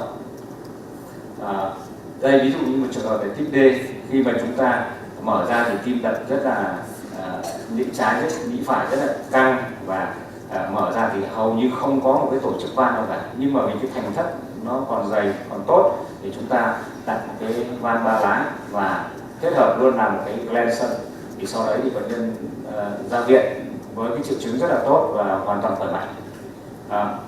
Về mặt kỹ thuật là những cái mà chúng ta rút kinh nghiệm nhiều nhất, tức là trong phẫu thuật sửa chữa của Epstein ấy, thì chúng ta mục đích là loại trừ cái buồng nhĩ hóa và sửa cái van ba lá cho kín. Do cái tổn thương nó rất là nhiều đa dạng cho nên là cũng nhiều kỹ thuật trong lịch sử đã được áp dụng. Ví dụ như kỹ thuật của Hunter D2 thì cái buồng nhĩ hóa được khâu theo chiều ngang, và cái kỹ thuật này thì nó có cái ưu điểm là nhanh, tuy nhiên thì nó có nhược điểm là nó hay gây block nhĩ thất và nó gây giảm cái buồng thất phải chức năng, cũng như là cái tỷ lệ mà sửa chữa được rất ít, bởi vì không phải trường hợp nào cái mô van cũng đủ để cho chúng ta sửa chữa. Một cái kỹ thuật khác của một tác giả người Đức là không cái buồng nhĩ hóa mà ông chỉ sửa chữa cái van ba lá cho kín và nhấc cái van ba lá về phía vị trí bình thường, tức là thất hóa cái buồng nhĩ hóa như này. Thì cái kỹ thuật này có cái tỷ lệ mà phải cái chuyển tính cái cột cơ rất là cao, và chúng ta biết rằng sau thời gian thì nó cũng sẽ gây hở van. Một cái kỹ thuật của tác giả của Trung Quốc thì người ta cắt toàn bộ cái buồng nhĩ hóa như này và nói rằng cái kết quả cũng rất là tốt, nhưng thực tế thì chúng ta có thể có những cái kỹ thuật thay thế, không có cần phải cắt cái này, bởi vì tôi sợ cắt cái này nó sẽ gây tổn thương một số cái mạch vành và nhiều khi cũng có thể gây chảy máu. Còn kỹ thuật carbon chê thì chúng ta biết rằng là khâu cái buồng nhĩ hóa theo chiều dọc và detach tất cả cái lá trước và lá sau của van ba lá, sau đó đính trên cái bức bình thường và đặt một cái vòng van. Tuy nhiên cái kỹ thuật này nó có cái hay là có thể sửa, cái tỷ lệ sửa chữa rất là cao, 98% theo những công bố. Tuy nhiên thì chúng ta thấy rằng cái coaptation của cái mô van này nó kém và thường là không bao giờ, rất ít khi mà có thể kín hoàn toàn van ba lá. Và chính vì vậy thì qua quá trình làm thì chúng tôi áp dụng cái phương pháp Capeche cải tiến, tức là sau đó thì tưởng là mình là cải tiến, thực ra đọc ra thì hóa ra là Da Silva đã làm rồi, tức là ông cũng làm cái Capeche, tức là khâu buồng nhĩ hóa theo chiều dọc và đính lại toàn bộ cái lá van, nhưng mà khác với Capeche là trên toàn bộ cái chu vi của cái van này, và cái tỷ lệ mà sửa kín van thì rất là cao. Tuy nhiên cái kỹ thuật này nó có một cái điểm là nhiều khi vì không đặt cái vòng van gia cố cho nên nó gây hở thứ phát sau này, hoặc là một số trường hợp thì gây hẹp cái van ba lá.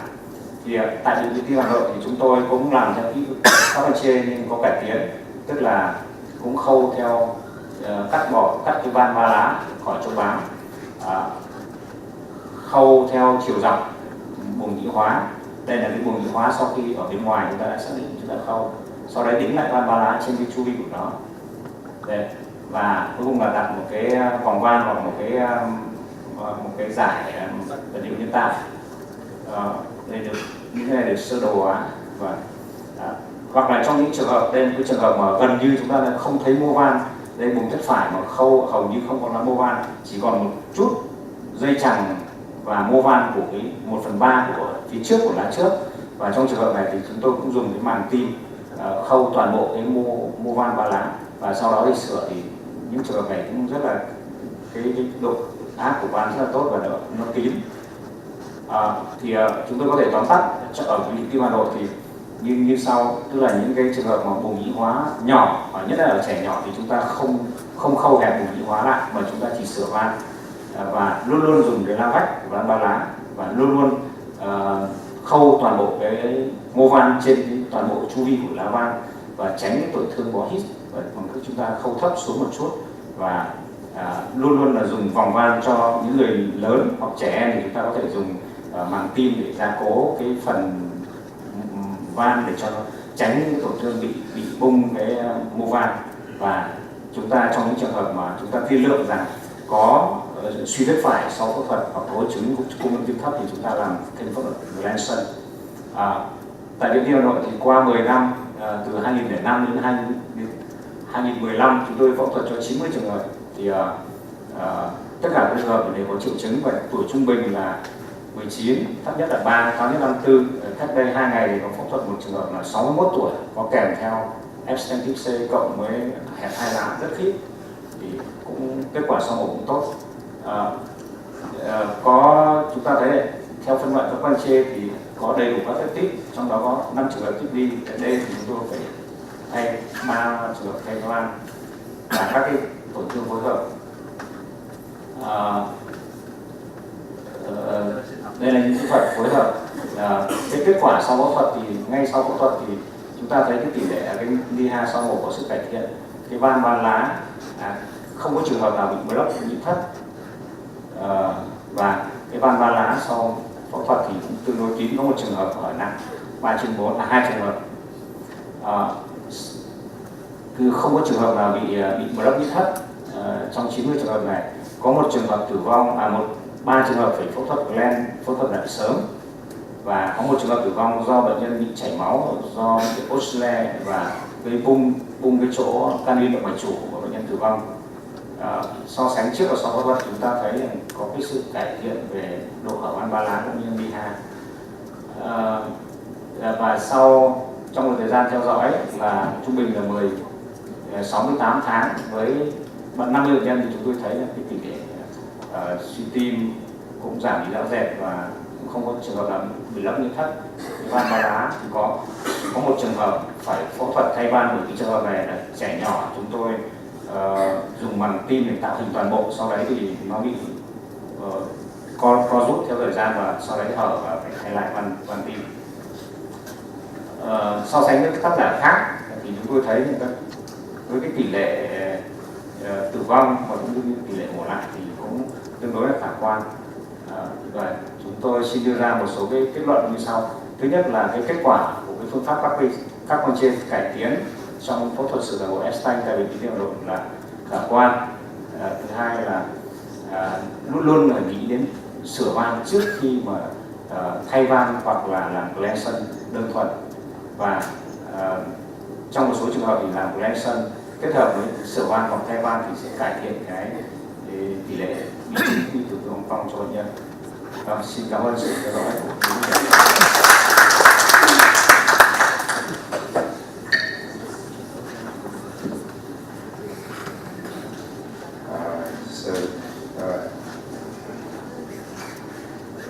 As we know, Alcantara is a rare congenital malformation incidence of 1 in 300,000 believers, accounting for 0.5% of congenital heart malformation. Because this is anatomy of a normal heart with 2 coronary arteries come from the aortic root. On the right side is abnormal heart with uncompared. You can see the left coronary artery come from the coronary artery. So, because the left coronary artery is connected to a low pressure of pulmonary artery,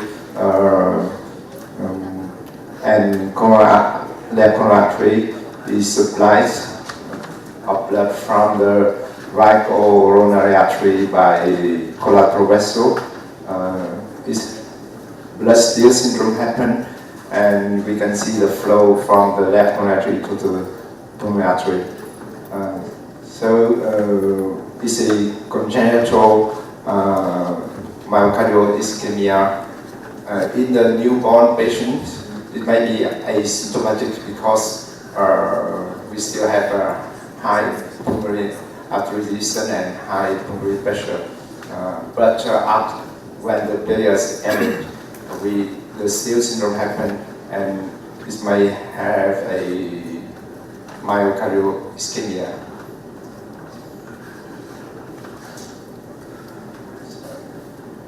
As a consequence, it happened early left heart failure, dilated left ventricle with very poor ejection fraction and mitral valve regurgitation.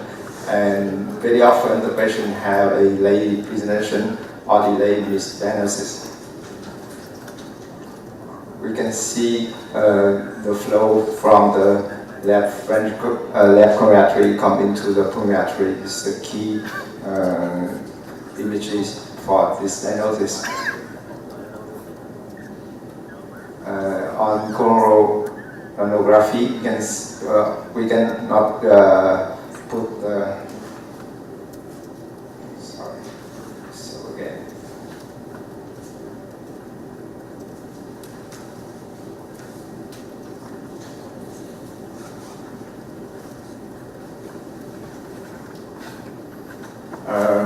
we cannot see the left coronary artery ostium, but we can see the right, and the right coronary artery larger than normal size, and left coronary artery is supplied blood from the right coronary artery by collateral vessel.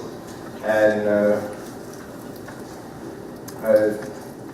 on the pattern of anomaly of the coronary artery ostium can have four times, but survival time is very commonly the R kappa. Otherwise, we have AR kappa or the intramural coronary. On the slide, you can see this is a case of R kappa. The same way on the image, we can see the left supply to the right coronary artery. So on EKG, we can see the deep and wide P-way in the lead D1, AVL, and precordial, and elevated ST segment and inverted T-way on precordial list.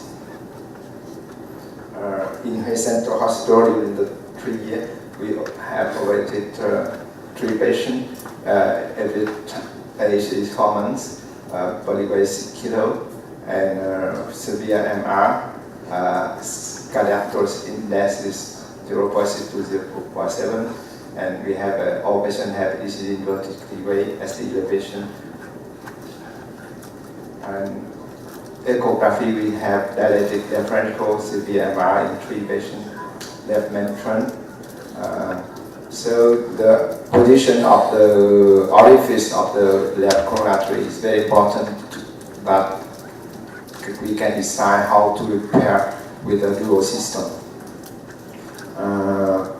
So 4 patients we have on the left, non-facing left sinus, and 1 patient we have in posterior sinus. We have abnormal large right coronary artery on all patients, and all patients have color of the flow from the left coronary artery to the PA. So we can see the severe MR, dilated and low ejection fraction. Amongst 5 patients, we have 4 patients have ejection fraction under 45, and 3 patients have under 35. The lowest is 18% of ejection fraction. 1 patient have normal ejection fraction at 4 with O, but is under inotrope support. Technical of surgery, the patient have gastricity with also liquid position. 1 patient we have ligated left coronary artery on beating heart without CPD, 4 kilo formed with patient, but patients appear that a acute myocardial infarction with the troponin very high. So we put the patient on OR and do a bypass by subinfant between aorta to LAD. Other patient we do dual system reconstruction, and we reconstruct of the left main trunk and connect to the left to the aortic root. 3 patients we have decided to do the mitral valve repair by shortening of the posterior annulus by a strip of autologous pericardium without treatment. All patients have ECMO standby just in case we need an LVAD or ECMO at the end or during the ICU. Result, we have the mean CVB 71 minutes, aortic time 33 minutes, no mortality.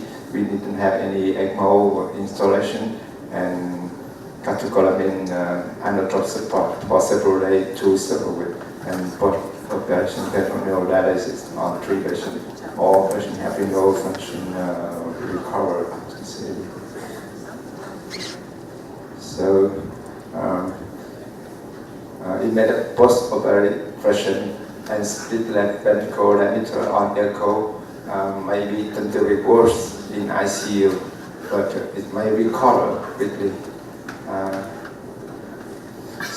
So one question we need to discuss is should we repair the mitral valve at the same time? Many surgeons decide to leave the mitral valve and it will recover spontaneously after the coronary reimplantation. Some surgeons prove that with patient have irreversible ischemic of papillary muscle. On the echo, we can see the fibrotic tissue on the papillary muscle. On the patient, we may have moderate insufficiency of the mitral valve, but still we need to do something on mitral valve to prevent the residual mitral valve in the future. So in some industry, we try to do a flap on altitude route, a flap from the pulmonary artery, and reconstruction the left ventrum, and reimplant into the altitude, and we reconstruct the pulmonary artery by pericardial patch. This is the technique to repair the intramural coronary artery. We can see the orifice of the left vein originally at the very far in the pulmonary trunk. This one is technique to direct reimplantation of the left coronary artery to the aorta. By experience of arterial shrink on T-shape, surgeon can do that, but that depends on the anatomy of the coronary artery. Sometimes we cannot do that because of the tension or distortion of the left ventrum after surgery, especially when we have acute left heart failure temporarily after surgery. This may be worse for the heart of the patient. This one is the technique for repair the right, right coronary artery anomalous orifice. So technique might be easier now, but I don't have any experiment. This is the long-term. You can see the FR and EF improve. So, how to make an earlier diagnosis for Al-Kappa? Diagnosis of so echography is not the key test. Otherwise, we should have MRI or myocardial scintigraphy, and we need to differentiate with Al-Kappa from dilated cardiomyopathy by AVL. On AVL, we have Q weight over 3 millimeter with inverted T weight, echo of the right coronary artery assumed, diameter of aortic volumulus, and we have the rates over 1.14, and we may have the length of papillary muscle and color of blood flow from the left to the left coronary artery to the PA to confirm the diagnosis. In conclusion, Al-Kappa is a rare malformation. We need to differentiate from dilated cardiomyopathy or myocarditis. Early diagnosis and surgery prevent complication, and surgery must have the most suitable repair to each patient. Thank you for the question. My hospital, so I will make it as fast as I can. So, I would like to thank the committee and especially the organizer of the meeting, the perform to give me a chance to be here to present our result after the switch operation in National Hospital, Pediatric in Hanoi. Actually, I think every people in this room already know the definition of the transposition of the great artery, and we have the first day of arterial switch operation in my hospital since 2007. And the purpose of this study is to evaluate the primary outcome of IS in my hospital.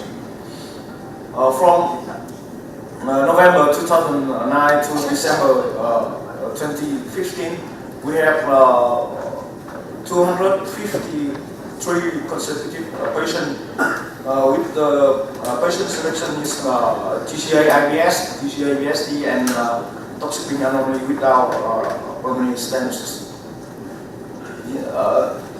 We present here some coronary implantation technique we use in our hospital.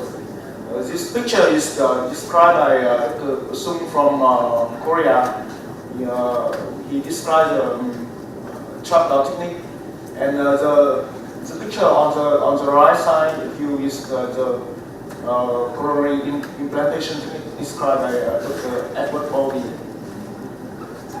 And with the case of intramural coronary artery, we use the technique described by Dr. Rojani from Melbourne with independent coronary implantation after improving the coronary intramural coronary artery. And some cases, if we lack of confidence about the coronary implantation, we will add our pericardial flap or pulmonary flap to augmentation of the coronary anastomosis. We reconstruct the neocoronary artery by autologous pericardial patch. Especially for post-operative care, we have to keep in mind that we keep the airway pressure under 10 mmHg and maintain the arterial blood pressure more than 40 if we can, but not less than 60 or 70. Here's the result of our study. We have almost patient is the male, and the body weight is the mean body weight is 3.8 kg. The patient come to hospital with respiratory distress is about almost 20%, and cyanotic is 80%, and we have 40% of patients require pre-op ventilation. 37% patient require PCE1 transfusion, and half a patient require rescue procedure.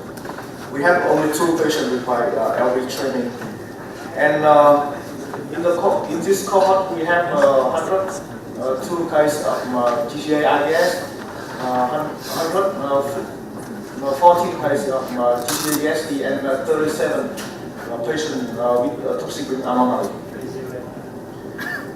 Intraoperative procedure, we close the VSD in half patient.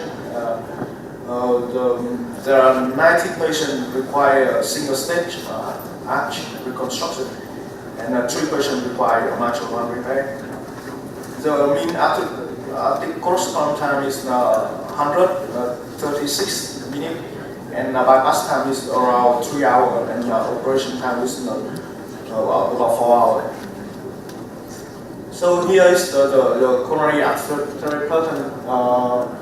We have almost half patients have a normal latent convention class 1, which means 1 L6 and 2 RCI. And we have about 12 patients with intramural coronary artery, and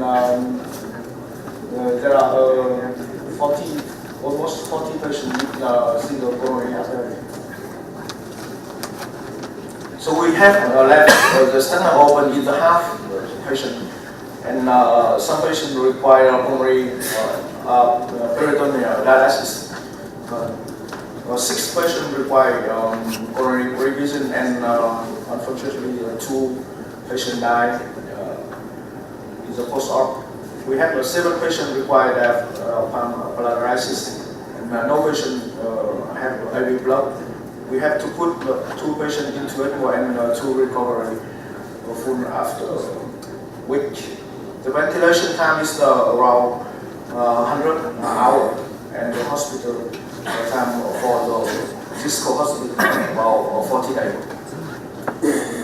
So we have 233 patients survival, and the hospital mortality is about 7.5%. The late mortality is 2.4%, and 4 patients require operation with pulmonary stenosis. And this is the Kaplan-Meier curve, show the short-term result of our cohort is around 90% of survival. Using univariable analysis, there are a lot of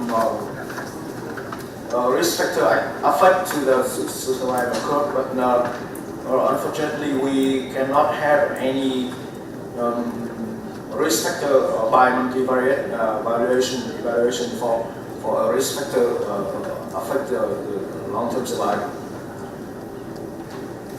So in conclusion, we have a favorable result for arterial operation, but as Professor Sano, my mentor, he said that the long-term follow-up is very essential, and especially for aortic valve incompetence in the long-term follow-up. Thank you very much for your attention.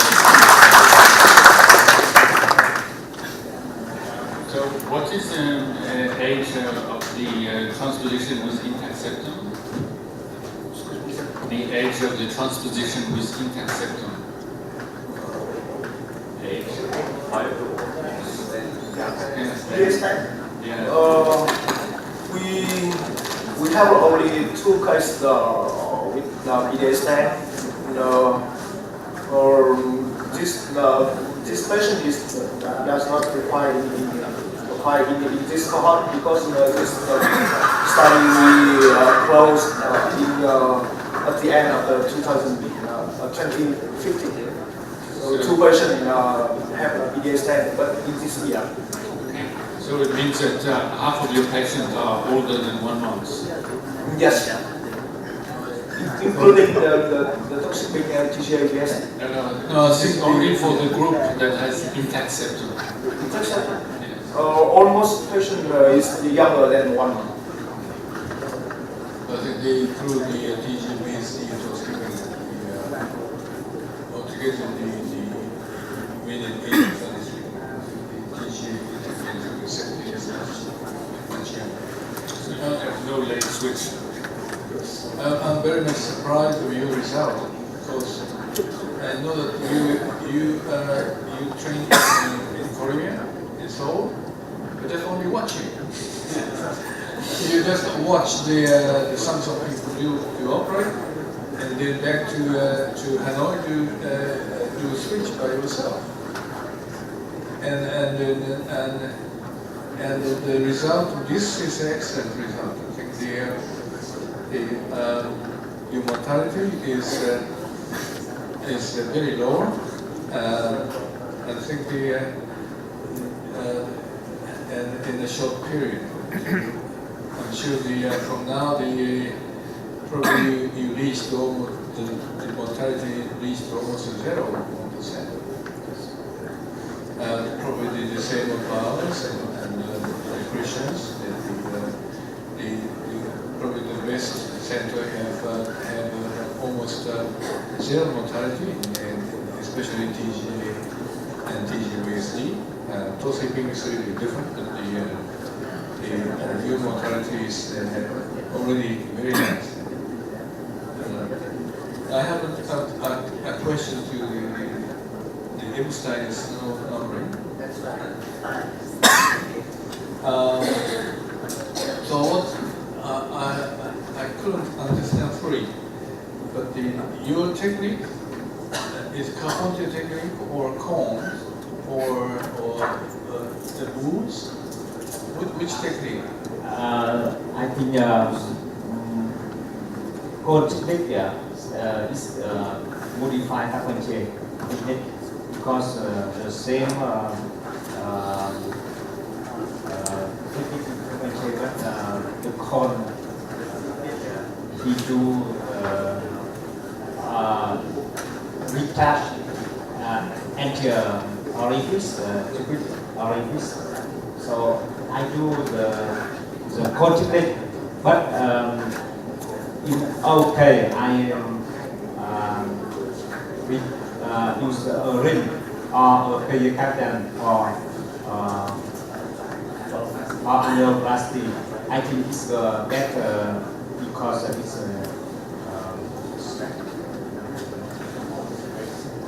avoid inert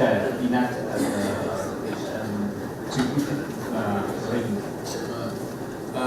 I used to do carbon technique to repair all the endostines. Quite often there's a triangulation between the anterior and septal commission because the carbon technique he doesn't touch the place. That's why we changed to cone technique so that the whole cusp repair and the regurgitation rate become much less. But in the US cities, after the operation, travel regurgitation is very small, minimal. Is there any special technique to prevent the regurgitation between the anterior and septal commissions? Is there any secret?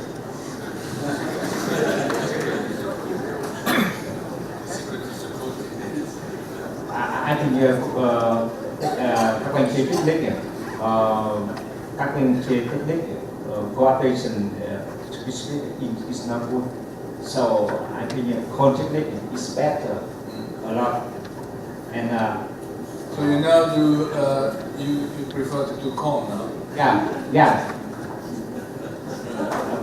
But I think cone technique is modified cone technique.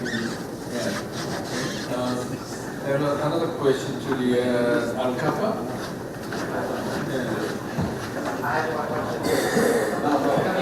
He has a question for you.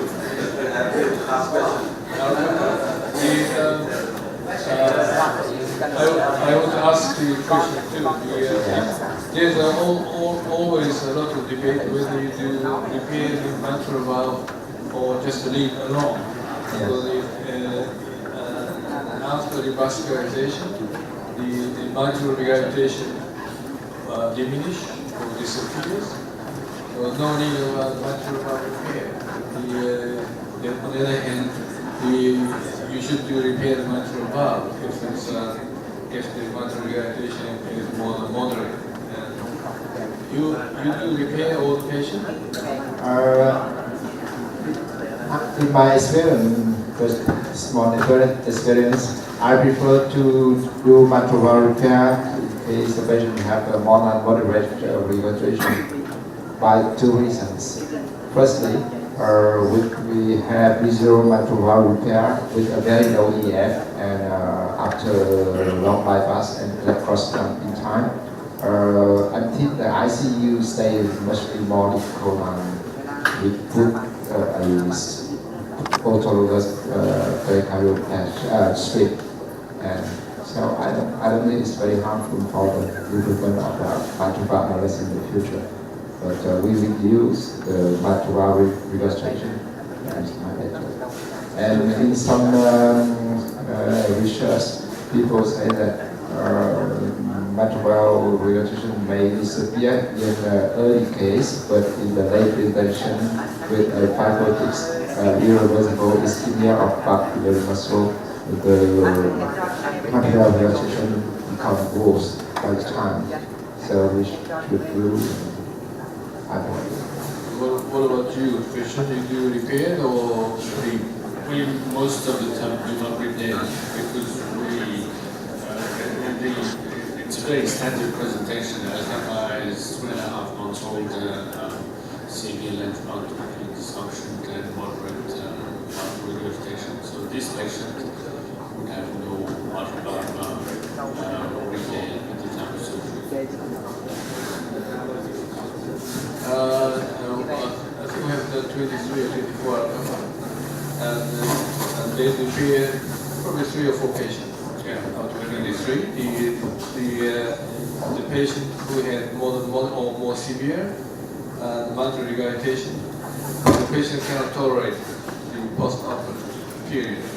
But if it's a moderate, then can tolerate and then it gradually disappears. And I think if you aggressively impair the valve, then when the ventricular function improves, or the papillary muscle dysfunction improves, then you have this distortion to form the mitral valve component, and then create new mitral regurgitation. Why maybe you in your cities you have a mild mitral incontinent regurgitation in three patients. I don't know what from our experience, if the patient have a mild or less than moderate regurgitation, the late follow-up, there is almost no mitral regurgitation. Yeah, we did about 25 anti-fire here. Most of patients have a very low AF, and about 5 patients have an severe mitral valve blood, so that we have to repair all of the rest, so we delete it all. And we found out that after 6 months to 12 months, when the function of the left ventricle improve, the mitral blood reduce, and we keep the medical treatment strictly with the catheter.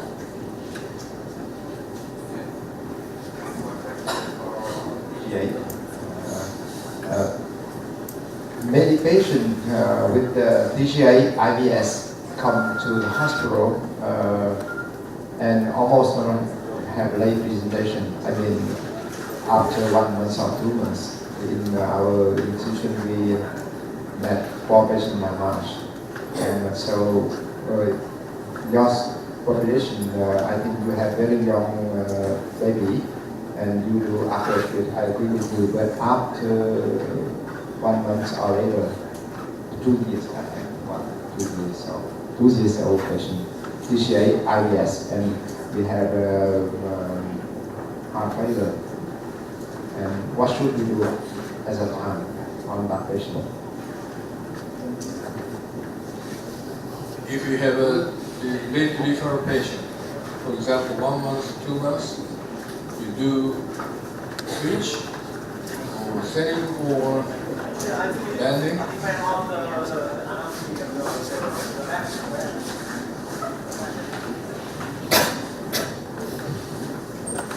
If the anatomy of the left ventricle is favorable, so we go straight to the ISO. So if we have another shape, so we have to do something for LV training, especially if the PDA is not but small, we have to perform PDA stand. I have 2 cases of TGA IBS, and the baby come to hospital around 6 months without PDA, so we put a big shunt. We put a big shunt about 4 millimeter, and another patient with a 5 millimeter. Big shunt without bending. Big shunt without bending. Yeah. So after 1 month. So one patient can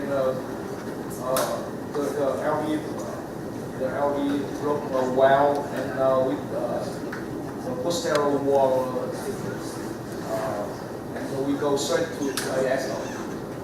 Another patient come a little bit late after 2 months of shunt operation, and at the time we try to the LV is a little bit thick,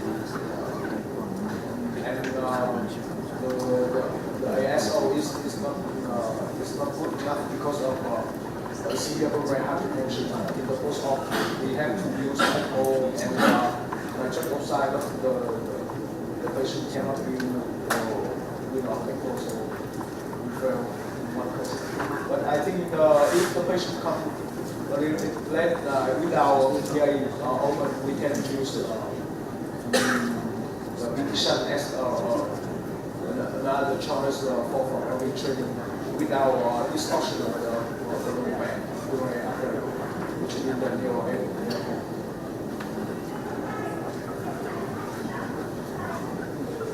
Okay, this is very interesting.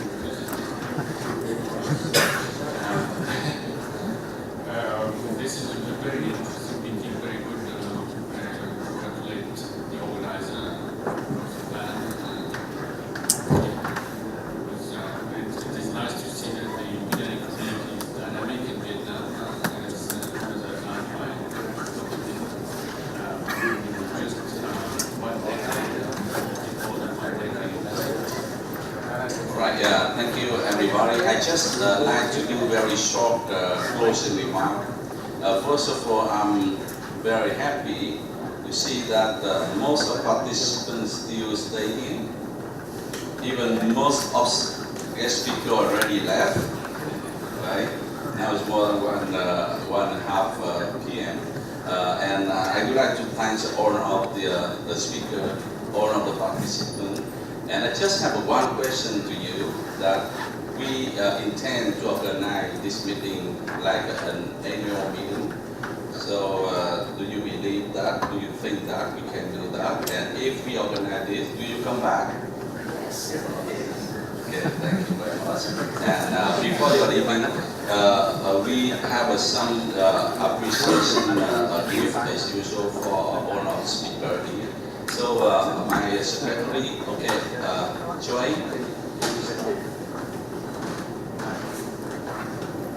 May I invite Professor Christian Pizza?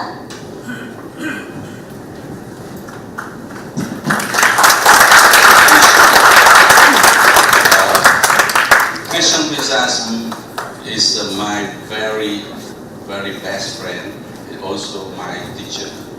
When I just started on cardiac surgery, I met him the first time in 1991 in Paris when he just back from Melbourne. And then when we set up this hospital, he came here many times, and still working with us here. Now he is the even director of Melbourne Hospital. He's also a advisory board member of our hospital. Thank you very much, Christian, and I hope you come back here again.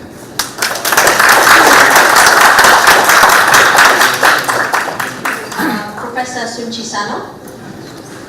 Sun is also my old friend, and I met him a long time ago. But this is the first time you come here with your team, so please come back again. Right? I hope you enjoy your stay in Ho Chi Minh, and also enjoy our conference. I'm looking forward to your next visit to my hospital. Thank you very much.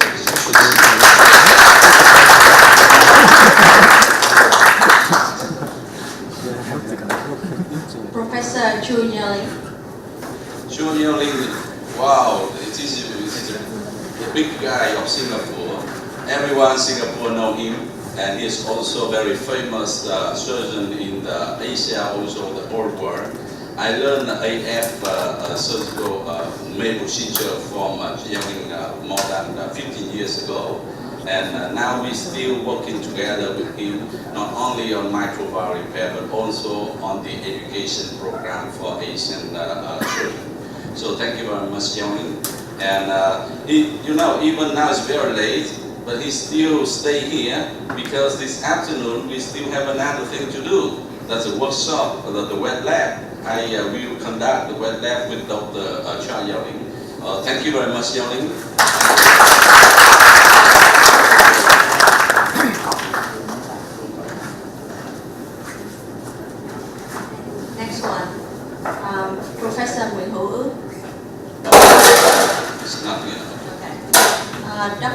You come? Okay. Dr. Nguyễn Hoàng Định, It's not Dr. Phạm Hữu Minh Nhật. Okay, Dr. Nhật. Dr. Nhật is one of the two pediatric surgeons of our institution. He trained by Dr. Priza in Melbourne Children's Hospital, and now he can do almost everything. Now he do everything now. Okay, appreciation. Dr. Khan. Dr. Khan is also very good surgeon from University Hospital. Thank you very much. Everyone know him. Everyone know him. I don't need to introduce more. Okay, congratulations, Dr. Hiên. Dr. Nguyễn Sinh Hiền. Okay, my best friend, right? You know, Dr. Hiên is now he conduct the surgical program in Hanoi Heart Center. And you know how many cases he do now in his hospital? 8 cases per day. It's the best of Vietnam now. 8 cases per day. My hospital we just can do 6 cases per day. Now we move up to 8 cases per day.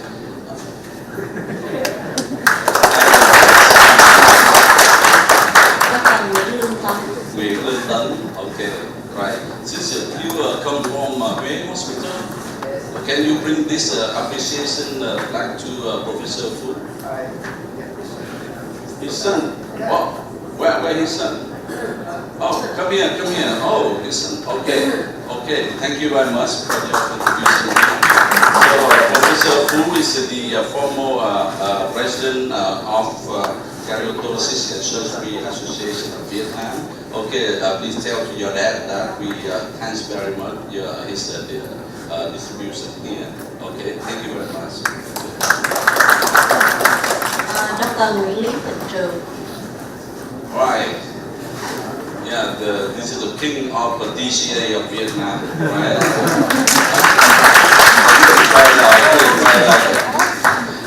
The best guy of DCA now, right? Even more than our institution. Okay, thank you very much. Thank you. Okay. And lastly, Dr. Văn Hùng Dũng. Văn Hùng Dũng. Yeah, okay. You know, Dr. Văn Hùng Dũng, his father is a professor of General Hospital, and before I become cardiac surgery, I'm his student. So his father is my teacher on general surgery before. So now he become my student. Okay, that's the way to do it. Thank you very much, Dr.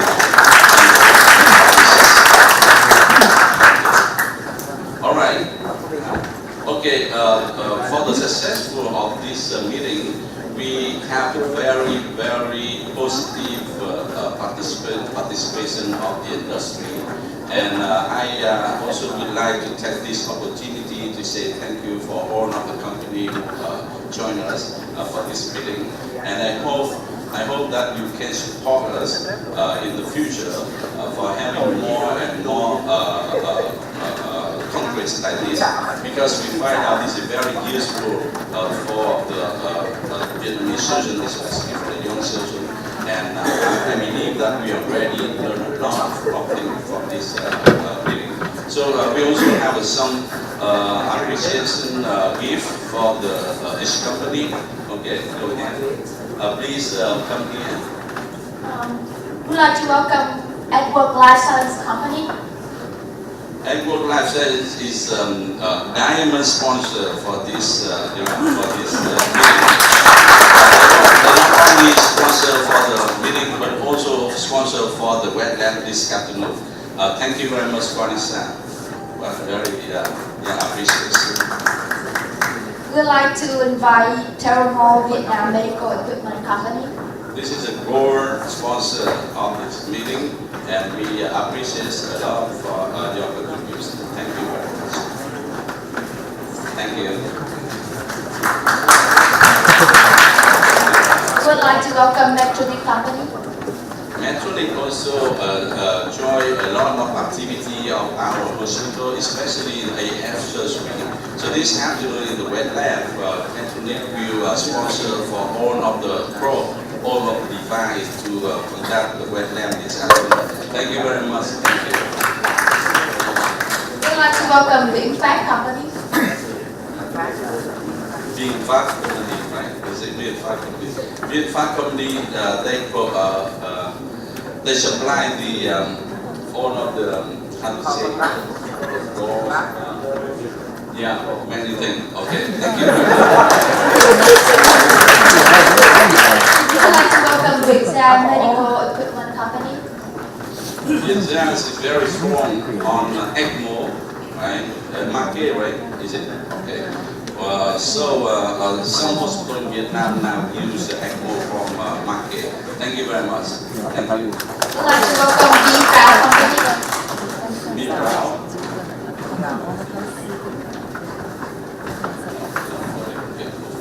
We'd like to welcome TNT Trading and Technology Company. Right. Thank you very much. I appreciate that. Thank you. We would like to welcome Johnson Company. We'd like to welcome Rainbow Vision Company. We'd like to welcome Han Lok Company. We would like to invite Golden Grove Company. Alpha Health Company. HTL Company. Pinnacle Health Company. And Wing Long Company. Okay. All right.